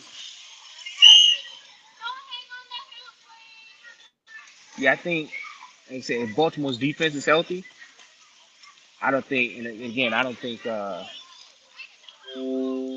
Jamar Chase and Burrow can do it by themselves. Now, again, everybody's going to jump on the Joe Mixon train, but I would tell you, Baltimore has always had a defense that's built not only to stop the run, but to stop not only your number 1 and number 2 threat at wide receiver. So it's going to be on Cincinnati's tight ends and their number 2 running backs to make this game close.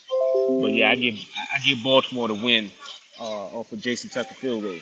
Okay, I agree. At the Giants. W.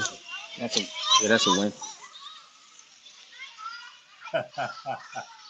Home against Browns.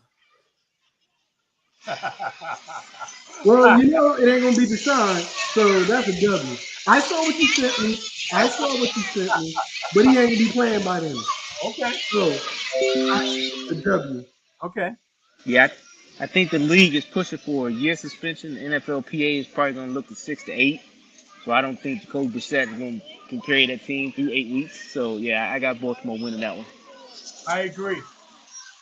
What? I agree. I have it down here. I agree. Okay. At the Buccaneers. L. Yeah, taking that game on the road. Yeah, I got a loss there. At the Saints. W. Back-to-back weeks on the road. And the Saints have a pretty decent defense. Yeah, I got another loss there too. Okay. I say a W. Home against the Panthers. W. That's a win. I agree. At the Jaguars. Oh, it depends on if they for that ball, but I'm going to say W. Yeah, I'd say the third road game in 4 weeks. I'd say they figured out by then. So yeah, I give Baltimore the win. Home against the Browns. W. They're not sweeping the Browns. I'm telling you. Yeah, right they now. are because Jacoby Brissett can't beat them. This is late in the season, man. Yeah, I don't think Watson's going to play. Yeah, Deshaun. If Watson is back by then, it could be a more compelling game. Yeah. But yeah, I think it's like I said, it's all dependent on what happens with Watson. But again, I think the NFLPA is going to be like, you can't give him based on the collective bargaining agreement, you can't give him more than 8 games anyway. But yeah, I have to give Baltimore the win there. They'll get the sweep. Okay. At the Steelers. Oh, W. Yeah, the Steelers are going to be too reliant on Najee Harris to carry that team. So yeah, I had to give Baltimore the win there. wait, I made a mistake. Before the Steelers, it should be home against the Broncos. Sorry about that. Oh, L. They're gonna lose to the Broncos. Oh no, West Coast team coming back down to altitude, traveling all the way to the east.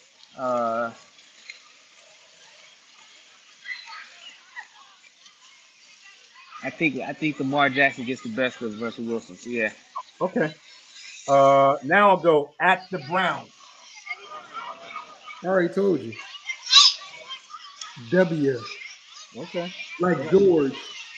Yeah, I think Watson is back and it's a closer game, but I think again it's gonna come down to special teams and Tucker's gonna win it for him. So I get Baltimore to win. Home against the Falcons. And this is in November, December? This is late in December. Ravens, they're going to run all over them.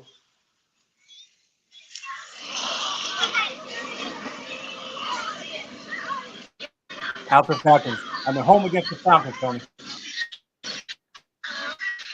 So win. Easy win. Okay. Home against the Steelers.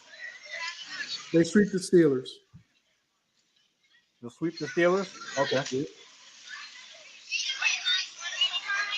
Pittsburgh plays the revenge game and gets the win here. So I think Baltimore slips up because they're too focused on getting to the playoffs and winning the division. Okay. They lose this one. Okay. And the last game of the season at the Bengals. They split Cincinnati. Okay. Yeah, I think this game may be the game that decides who wins the division and who ends up as the 7th seed. And it's at Cincinnati, so I think I'm gonna give it to Baltimore. Only because Justin Tucker. Okay. I love Justin Tucker, man. So I'm with you, but it's going to be a close. I like you said, I think it's going to be close, Tony, to see which one of these two teams win the division. Well, gentlemen, it's a triple play. 12-5. Everybody 12-5. 12-5. Okay. All right. And again, what helps Baltimore throughout the year, no matter what, is like I said, if everything goes to shit, you still got Justin Tucker. Plain and simple. He's going to get you at least, no matter what possession you want, if you can get at least to the 45, 50-yard line, he's going to get you 3 points. Not a lot of teams in the NFL can say that. And Jerry, just to let you know, I've got a Javonte Williams jersey. So get your money ready. I'm just letting you know, get your money ready. That's all. All right. So let's move on to the next team. Now, we were just talking about this team because I'm going to tell you right now, and I know Tony don't like him because he's an OU person. He already made a statement. Don't get in love. Don't fall in love with Joe Mixon. Joe Mixon, now they got a good quarterback and a decent, and a nice set of wide receivers, and they finally fixed that offensive line. Watch out. He's going to stay healthy. He was getting banged up because the offensive line wasn't protecting and making holes. I think he's going to blow up. But with that being said, let's talk about the Cincinnati Bengals. All right. I still got a little lemonade. What a difference a year makes. Entering last season, Zach Taylor was among the favorites to be fired. Fast forward 12 months, and he's coming off an AFC championship that netted him a contract extension through 2026. Brian Callahan is back for a 4th year as offensive coordinator, though. Like other head coaches from the Sean McVay tree, Taylor calls the plays. Lou and Amaro still runs the defense.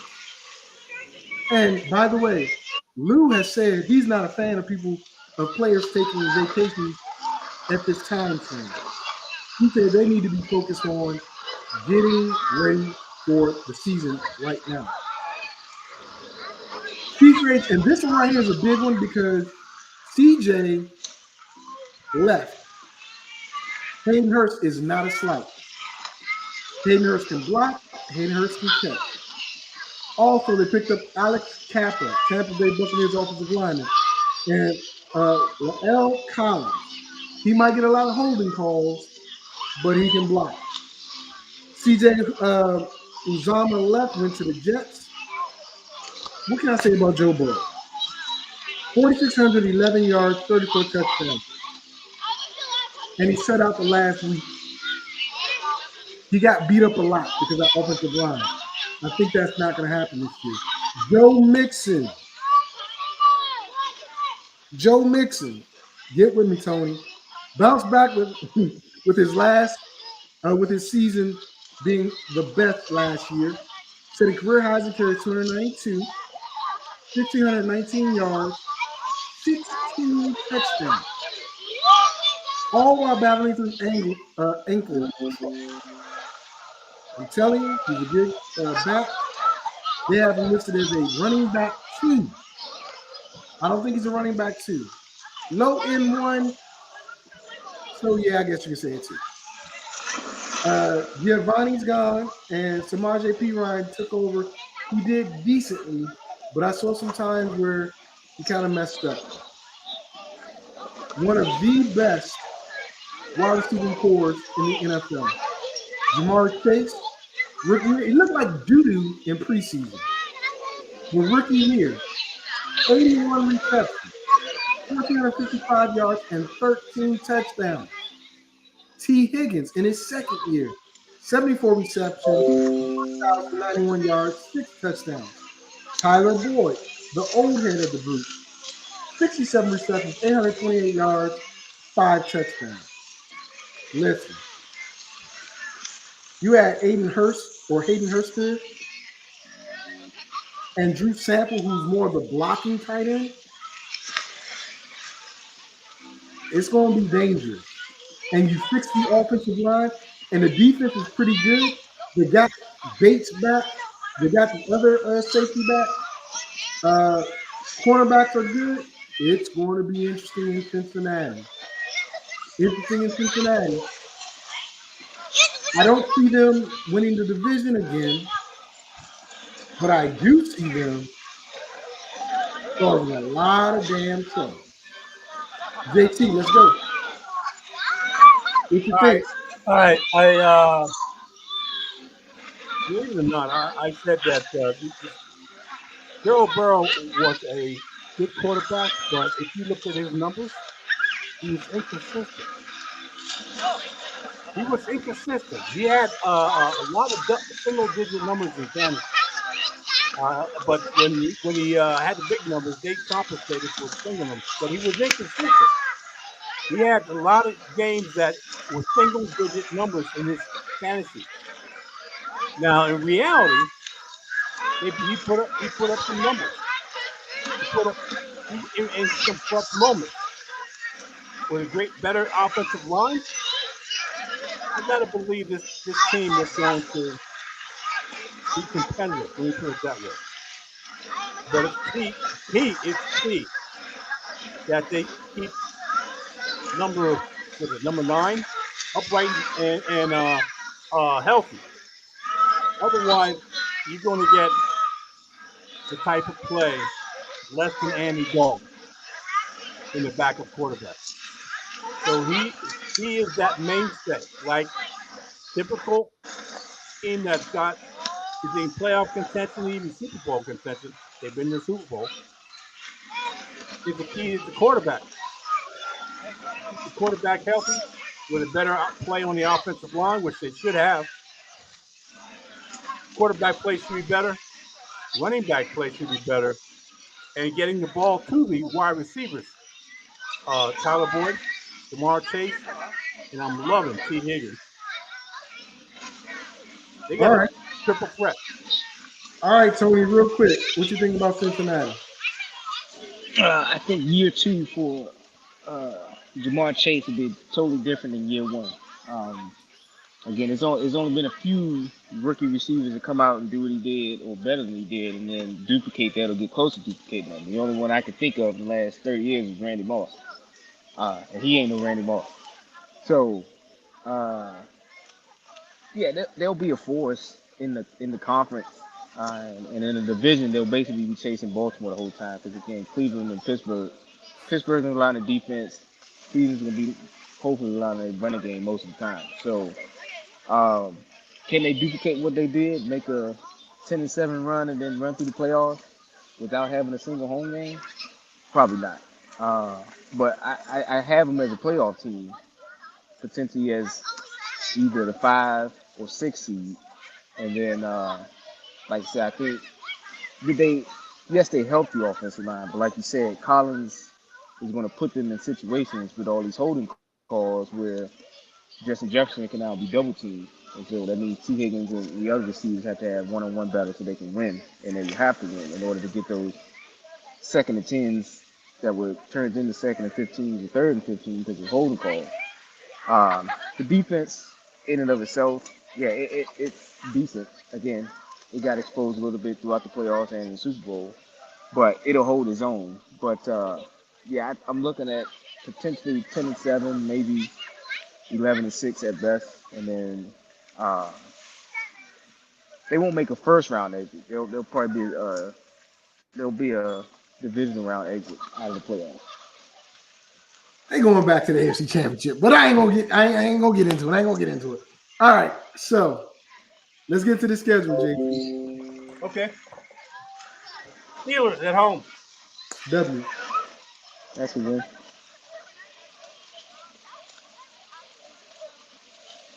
At Cowboys. Watch this. W. No, first road game of the season, I got him losing that one. Man, oh man. At the Jets. At the Jets, W. Yeah, that's a win. Home against the Dolphins. Upset. They take an L. I think they win that one because again, Miami. I mean, outside of Tyreek Hill, it's like who they got. So yeah, I got Cincinnati winning that. At the Ravens. I thought I said, did I say they split last time?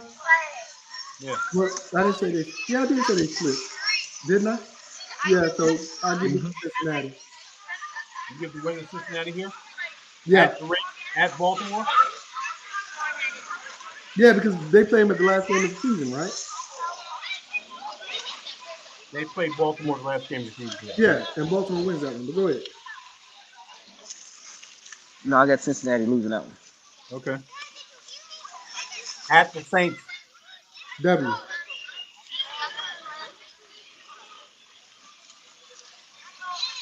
Yeah, that's a win.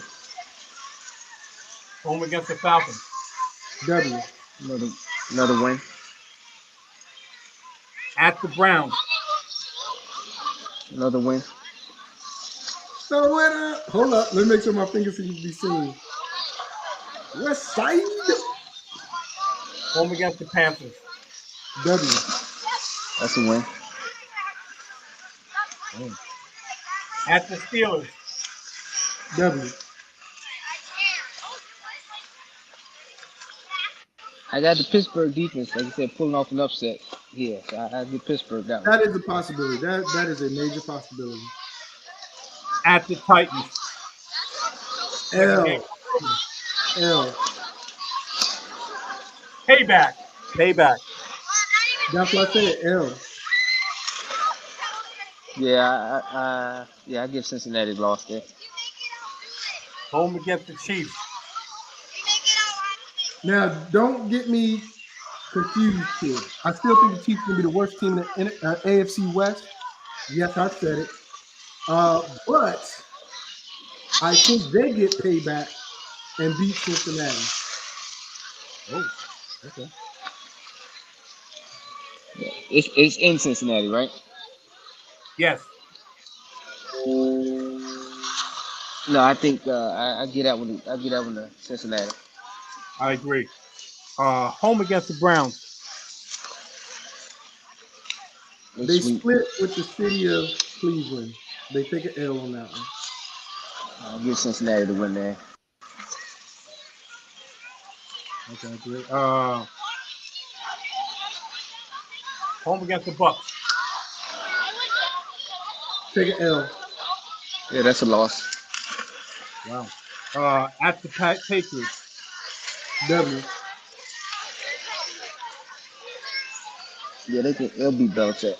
Yeah, that's a win. Home against the Bills. That's a Woo! loss. Yeah, I gotta give him an L. I think the Bills are in it this year. Home against the Ravens. Last game of the season. I give him an L. Loss. Yeah, that's a loss. Okay. For what it's worth, for what I believe is going to be Cincinnati and Buffalo in the AFC Championship game, or Denver. For what it's worth. Hold on. Let me see what you get. Tony gave me 1, 2, 3, 4, 5, 6, 7, 8, 9, 10. I have them at 12-5. Tony and Vic, you guys have them at 10-7. Yep, that sounds about right for me. I think they repeat their record from last year. That's what I said.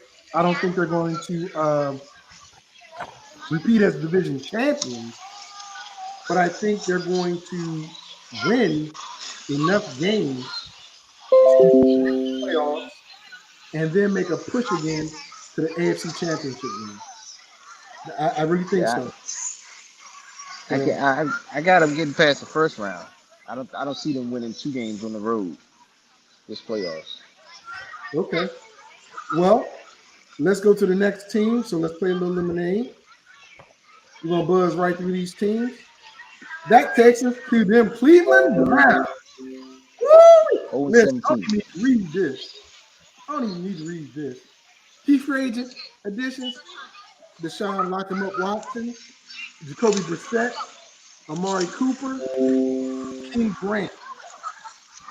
Key losses: Austin Hooper, Jarvis Landry. But they drafted David Bell in the 3rd round and running back Jerome Ford in the 5th round. Here's the deal. I'm not even going to read the rest of this stuff. I'm not. I'm just going to go straight. I'm going to look at the camera and tell y'all this. If Deshaun Watson plays, Cleveland wins the division, but he has to play week 1 and on. That's not going to happen. If Deshaun Watson doesn't play, Cleveland becomes second to last in this division. Point blank, end of story. Jacoby Brissett is definitely not the guy. My whole prediction on this is based upon Jacoby Brissett being the starting quarterback. I don't care about all these great weapons they have on offense and defense. Jacoby Brissett does not lose games, but he also does not win games. This will be a Nick Chubb, Kareem Hunt offense. If it is anything other than that, it's an abysmal failure. I'm telling you. Amari Cooper is going to find the dropsies again. Last time he was in the AFC, he was dropping balls. And guess who was the number 1 receiver on his team when he was supposed to be the number 1 receiver? It was Michael Crabtree. That should tell you. So with that being said, I know JT got some strong opinions on this. It's his team, his new team. But Tony, I'm going to let you talk about the Browns first. Real quick, go ahead. Yeah, like I said, it's all dependent on the best ability in any sport is available. And the fact that Deshaun's not going to be available for most of the season doesn't bode well for the team. And I think Amari Cooper's pretty much on his last leg. This may be the last team he plays for. Kareem Hunt and Chubb will do what they can, but it's not going to be enough to sustain them throughout the season. And the defense is a defense. And then you're in a division to where you're always going to be looking up. So, yeah, if Deshaun Watson's not there more than half the season, yeah, it's pretty much top 5 pick for next year and see where they go from there. Top 5 pick. I kind of like the way he said that because that's the way I'm feeling. There's no way. There is absolutely. They got too much talent on his team. But They Jacoby were. Brissett at quarterback. And let me say this, and you're probably going to dispute it. They were 4 interceptions and a field goal away from making the playoffs. Hold on, I got to mute Tony real quick so we can hear what you're saying. They were 4 field goals away. 4 interceptions away and 1 field goal away from making the playoffs. So Jacoby Brissett doesn't have to be. All Jacoby Brissett has to be is a little better than Baker. All he has to be is a little better than Baker. And there's a difference in. He's not. Okay, I'm sorry. I'm sorry. Yes, he is. I'm sorry. Yes, he I'm is. sorry. Yes, he is. Yes, he is. And I showed you the stat. Yes, he is. And you didn't want to see that stat, but it's. You know what I'm gonna do? I'm gonna get a Baker Mayfield jersey made just for you. Anyway, continue. You can do anything you want. Anyway, Nick Chubb is the first running back in history to average 5+ yards on 100 or more carries in his first 4 years. He's got to do it again. They have the number 1 backfield in the league. Not even close. They got the number 1 backfield in the league. Okay. And just like they did with Baker, they're going to be running the football, and they have a very good defense and a very good offensive line. I think they're at least a top 10, maybe a top 5 offensive line. There's no way that if Watson gets 6 to 8 games, there's a strong possibility that we make the playoffs. I'm glad you did it and then bounce off. It ain't happening. Watson, Okay. listen. No I'm problem. gonna give you, before we get into the schedule, I'm gonna do this. Just listen. You stated NFL, your opinion. I check stated this out. mine. Check it. No Just problem. listen to me. Okay, There's no way the NFL is going to allow Deshaun Watson to come back before the Cleveland Browns have that primetime Monday night game. No way. The PR would be crazy. Now, here's the deal. Whether Watson gets 1 game, 20 games, no games, whatever, both sides get to appeal the ruling. And I guarantee you, they want indefinite. They want indefinite. Hold on. Wait a minute. Let me tell you. Let me finish. Go ahead, finish. So the deal is this. Even though Deshaun settled out of court, because you even said this yourself, if he settles, it says something. We can go back to the tapes and hear that. He settled on 22 of the 24. You even said that. It says something. Now, he didn't have to break the law for the NFL to put him on the list. All he had to do is bring bad light to the NFL, which he's done. Whether it was because of his humping the massage table, leaving wet spots, doing whatever it is he did. Allegedly. There's no proof in that. That was in the court documents. Let me tell you something. With that being said, and I'm gonna tell you this. The NFL. Hold on, JT. I'm gonna finish.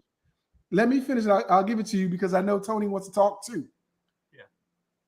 I know y'all keep saying Baker ain't going, and I know Tony wants to say this too. Baker's not going to play. Baker's not going to play. If Cleveland wants to have a chance at the playoffs and Watson cannot play, they better find a way to make Baker happy and let him play. Because if it comes back in a week or two, just before training camp starts, that Watson is gone for the year or whatever, I'm going to pray for y'all. Now, I'm going to let you give you a little small spiel, and I'm going to give it to Tony. Okay. Because you know Tony's going to dog Baker. I know. On your side. It is what it is.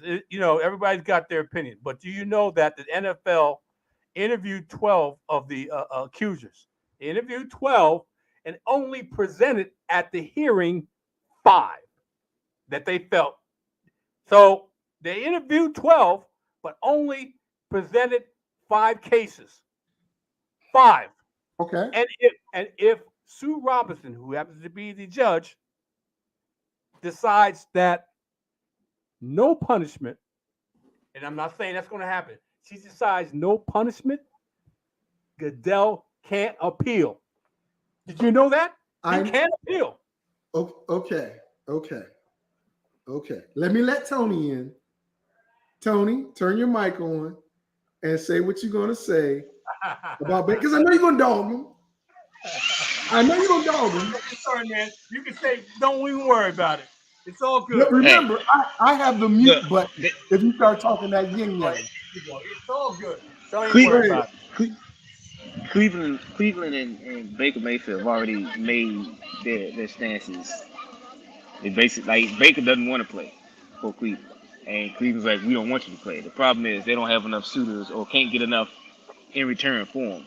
But even if Cleveland wants to make the playoffs, I think they'd rather go the season or have the season without Deshaun Watson versus putting Baker Mayfield in there. The good thing with putting him in there is that you show other teams he still has value. The bad thing is other teams like, well, if he ain't playing, yeah, he's healthy, but we don't know what he's capable of doing.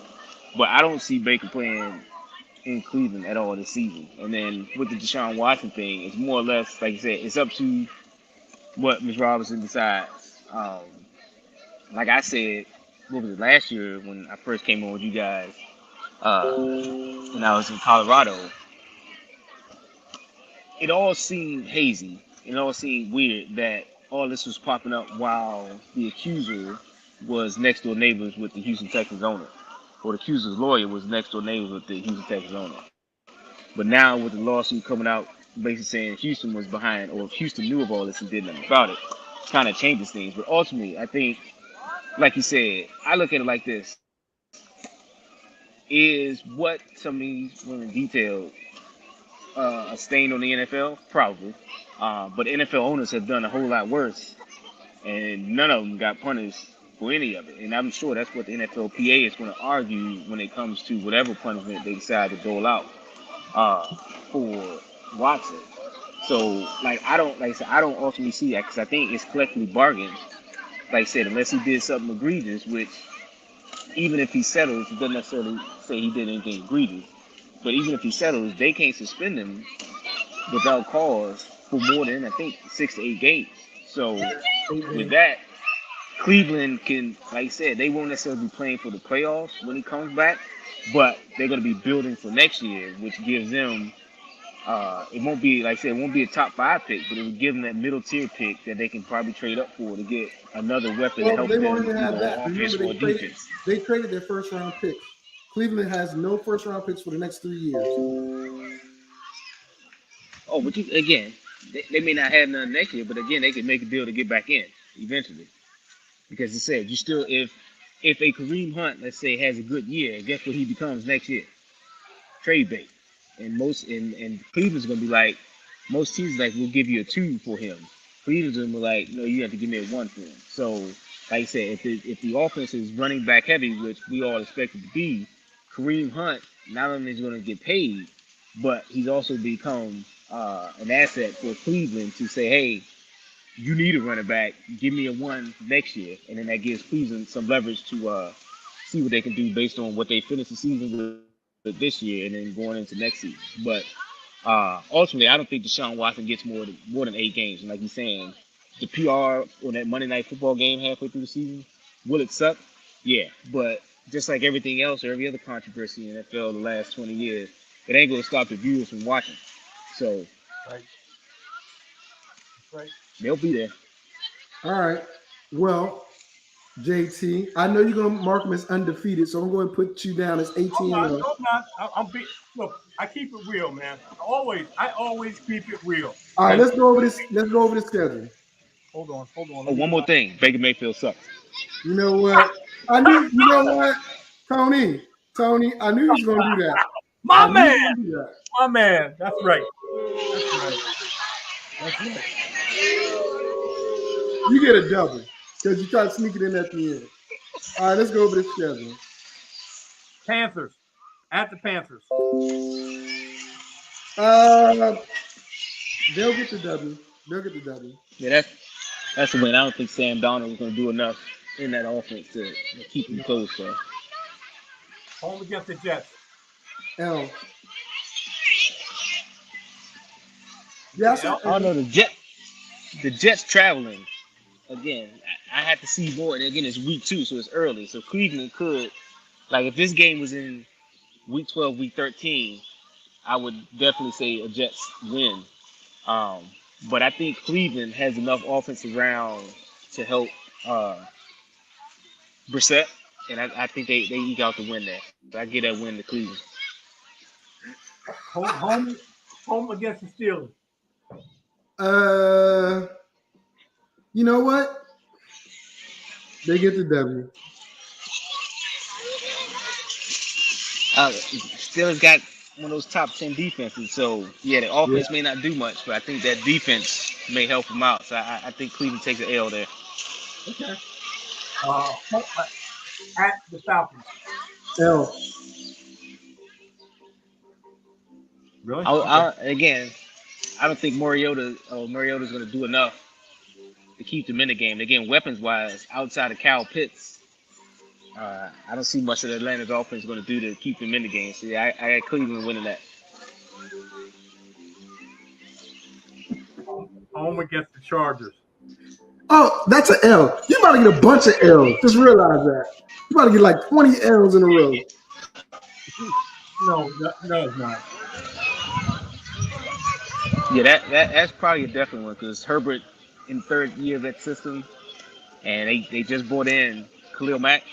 Yeah, I feel bad for Brissett that game. He might want to fake an injury that game. Home against the Patriots. L. Yeah. L. I think Cleveland can get that one. I think Cleveland get the win because, again, the Patriots offense, even though they would have had a month under the Bill Belichick offense, I don't think it's enough for Mac Brown, especially in his second year, to try to do that. So, yeah, I got Cleveland in a close one. Belichick knows Brissett. He was a Patriot. It's an L. But go ahead. Home against That the was like Ravens. 10 years ago. Against the Ravens, L. Home against the Ravens. Yeah, that's a loss. Okay. That'll be a loss. Wow. Home against the Bengals.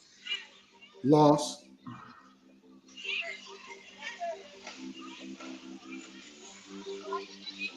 I'm gonna say Tony? they find it. I'm gonna say Cleveland gets it. I say Cleveland finds it that weekend.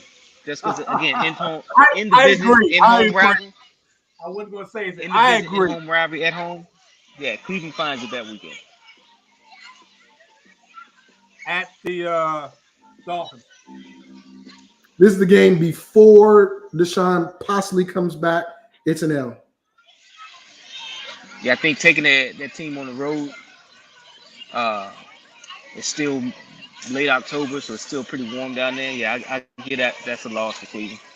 Oh, okay. At the Bills. L. Last time Deshaun played the Bills, he won that playoff game. Remember that? Get close to the mic because it won't even matter. It's an L. Okay. Yeah, it's in Buffalo, and I Yeah. don't think there's very little that's going to derail Buffalo this year, other than themselves. I don't think they're If going to. that's Deshaun's return, that's still an L. Buccaneers. At home. L. I told you you're getting 20 L's in a row, right? L. Buccaneers coming to Cleveland. Yes. I think Tom Brady gets the best of Watson in that one. So yeah, that's a loss. At the Texans. They finally get off because Deshaun plays in that game. If he plays in that game. That's a big W. The NFL is not going to want it because of all the bad press and publicity. But yeah, if Deshaun is playing by then, that's a win for Cleveland. Because you figure he's going to throw for 400. He'll throw for 400 yards that game just for it. Yeah, he will. At the Bengals. L. The Bengals get their revenge. So yeah, I had Cleveland winning the first one, so the Bengals get their revenge in that one. All right. Home against the Ravens. Both gave it. Deshaun's back. If Deshaun's back, that's a W. Yeah, Deshaun would have had a few weeks in the offense. Yeah, I give Cleveland. Okay. No, because I said Baltimore would win that one. No, I said Baltimore would win that one. So no, that's a loss for Cleveland. Well, okay. Home against the Saints. Home against the Saints in Cleveland. Oh, that's Late. the W. That's the W. Yeah, that's a Browns win. Home against the Commanders. That's an L. Yeah, okay. You keep thinking that. That's out of spite. That's not out of anything but. I know it. So It'll be a that was homecoming. wrong. It'll be a homecoming game for Terry McLaurin, but I think that defense gets the best of Carson Wentz. So yeah, that's the loss. No, we got one more. Last game of the season is at the Steelers. They split with the Steelers. Put your shoes on. So if the Steelers, so I think the Steelers win that one. Or they beat the Steelers. I'm sorry, they beat the Steelers. You had them beating the Steelers at the beginning of the season. Oh, then they lose to the Steelers at the end. David, put your shoes on. I think Cleveland, just to finish out strong, they win just to prove that they're still a force to be reckoned with going into the next season. So I got Cleveland winning out. I believe I gave them 5 and 12. If I'm not mistaken. Hold on. 1, 2, 3, 4, 5. I know what I gave them, Bump. I mean, listen, you know I'm a Browns fan. But just because you jumped on the bandwagon and that Jerry jinx. I have 10-7. Vic has them 5 and 12. Tony has them in 8 and 9. You know what? 8-9 isn't bad. I think 8-9 is probably more realistic. I think 8-9 is more realistic. They're going to look to rebuild. Well, not necessarily rebuild, but they're going to look to retool off of what they finished with. So the first half of the year is just everybody basically get their feet wet. The second half is going to be like, we hit the gas pedal to see what we can take into next season. Like I said, they're not going to make a playoff push, but it's going to be everybody should be afraid of what we can do in 2024 versus 2023 versus what we're going to do this year. Absolutely. All right, last team, and we only got 13 minutes left of live air on Blog Talk Radio, or not live, of regular air on Blog Talk Radio. So let's buzz through it. Pittsburgh. Here's the deal. I'm not going to get into too much about it other than this. Mike Tomlin has never had a losing season. That might change this year. Just might change. Mitch Trubisky, I don't know if he's going to be the answer because Kenny Pickett, he's ready to go. But they let go, or people that are gone, Ben Roethlisberger, Juju Smith-Schuster, James Washington went to the Cowboys. Eric Ebron didn't resign, but they got Kenny Pickett, George Pickens, who I like, and Calvin Austin. With that being said, Najee Harris does not have an offensive line in front of him. I don't think he does. Benny Snell, Anthony McFarland, they might see some. If Deontay Johnson can fix his drops and Chase Claypool can be a bigger play guy, I think those two and George Pickens, possibly Calvin Austin, could be a very good receiver. But I don't know if it's going to be that good. Pat Freiermuth, I love him. Good fantasy pickup. Probably not the best value, top 5, top 10 tight end because of Mitchell Trubisky. Obvious right here, the big bust potential, Mitchell Trubisky. I believe if Mike Tomlin sees that he might be headed toward a losing season under Mitch, because the AFC North is, in my opinion, the second best division in football, he's going to pull the plug and Kenny Pickett's going to play. That's what I think.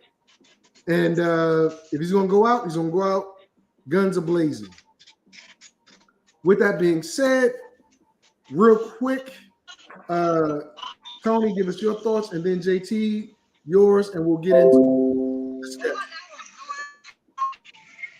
I only got one word: rebuild. Rebuild. I'm with you. JT? Have you seen George Pickens' legs? No, I have not. Oh, the twigs. no muscle. It's all just skin and fat, and it's not much of that. So he's an endurance guy. He's not a speed guy at all. Well, let me put it this way: I predict George Pickens by the midseason to be hurt, not unable to play, because I don't think he's going to be able to sustain himself because of the fact that I give him next year where he builds himself up because he sure doesn't look like he has it now. Okay. Mr. Trubisky, Najee Harris, 244 pounds. He's on 244 pounds. He's 6'2". He looks good at 244, man. He added 14, over 10 pounds to his He body. said he played. He said last year he played at 238, 239, something like that. He added weight on a bad offensive line with a suspect quarterback. I know, looking like Christian McCaffrey situation. That ain't a good mix. That's not a good mix. They're going to be dead last in this division, and Mike Tomlin is going to have his first losing season. All right, let's go through the schedule then. Home against the Bengals. Loss.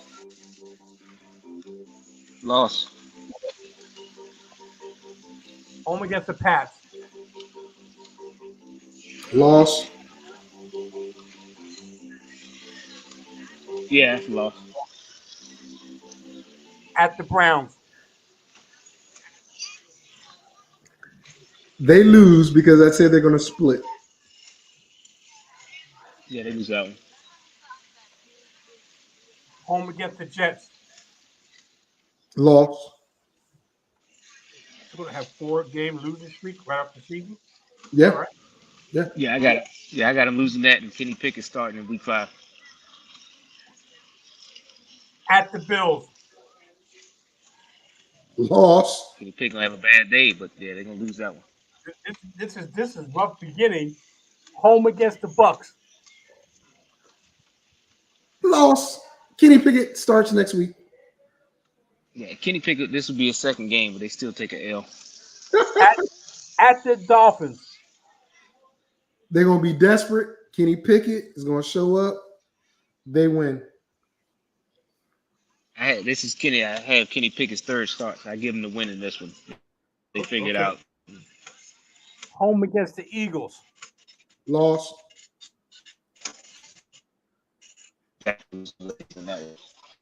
What do you got? They lost. Okay. Home against the Saints. Interesting matchup.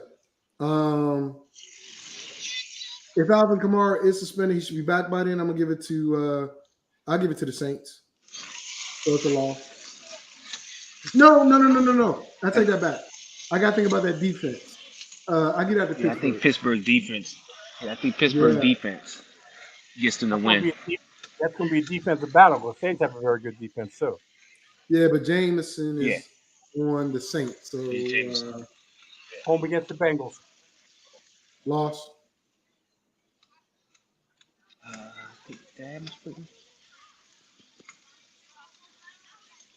I think Kenny Pickett starts to find his stride, and it gives him confidence going into the following week. So yeah, I give him the win there.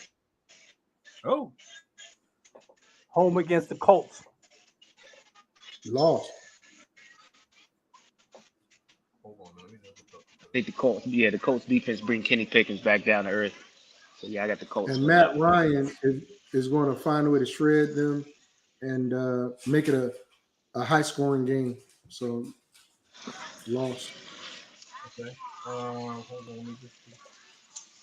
That's at the Colts. Okay. At the Falcons. I give them a W. Yeah, they can win that one.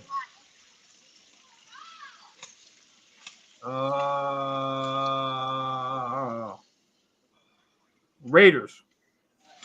Oh, I like Vegas. That's an L. Yeah, they're not gonna win that one. Yeah, Vegas takes that one. Hold on, I'm screwing up here. Hold on. After the Falcons, they play the Ravens at home. Loss. No, that's a loss. Okay. And then they go on the road against the Panthers. W. What They is can it? win that one. Win. W. Okay. And then they are home against the Raiders. They play the Raiders twice. No, I made a mistake. They're home against the Raiders after the Panthers on the road. And they're home against the Ravens. Against The the Raiders. Ravens. They're home against the Raiders. Okay. I already said the Raiders are going to win the game. So Okay. At the Ravens. I think the That's Ravens. a loss. Yeah, that's an L. And the last game of the season,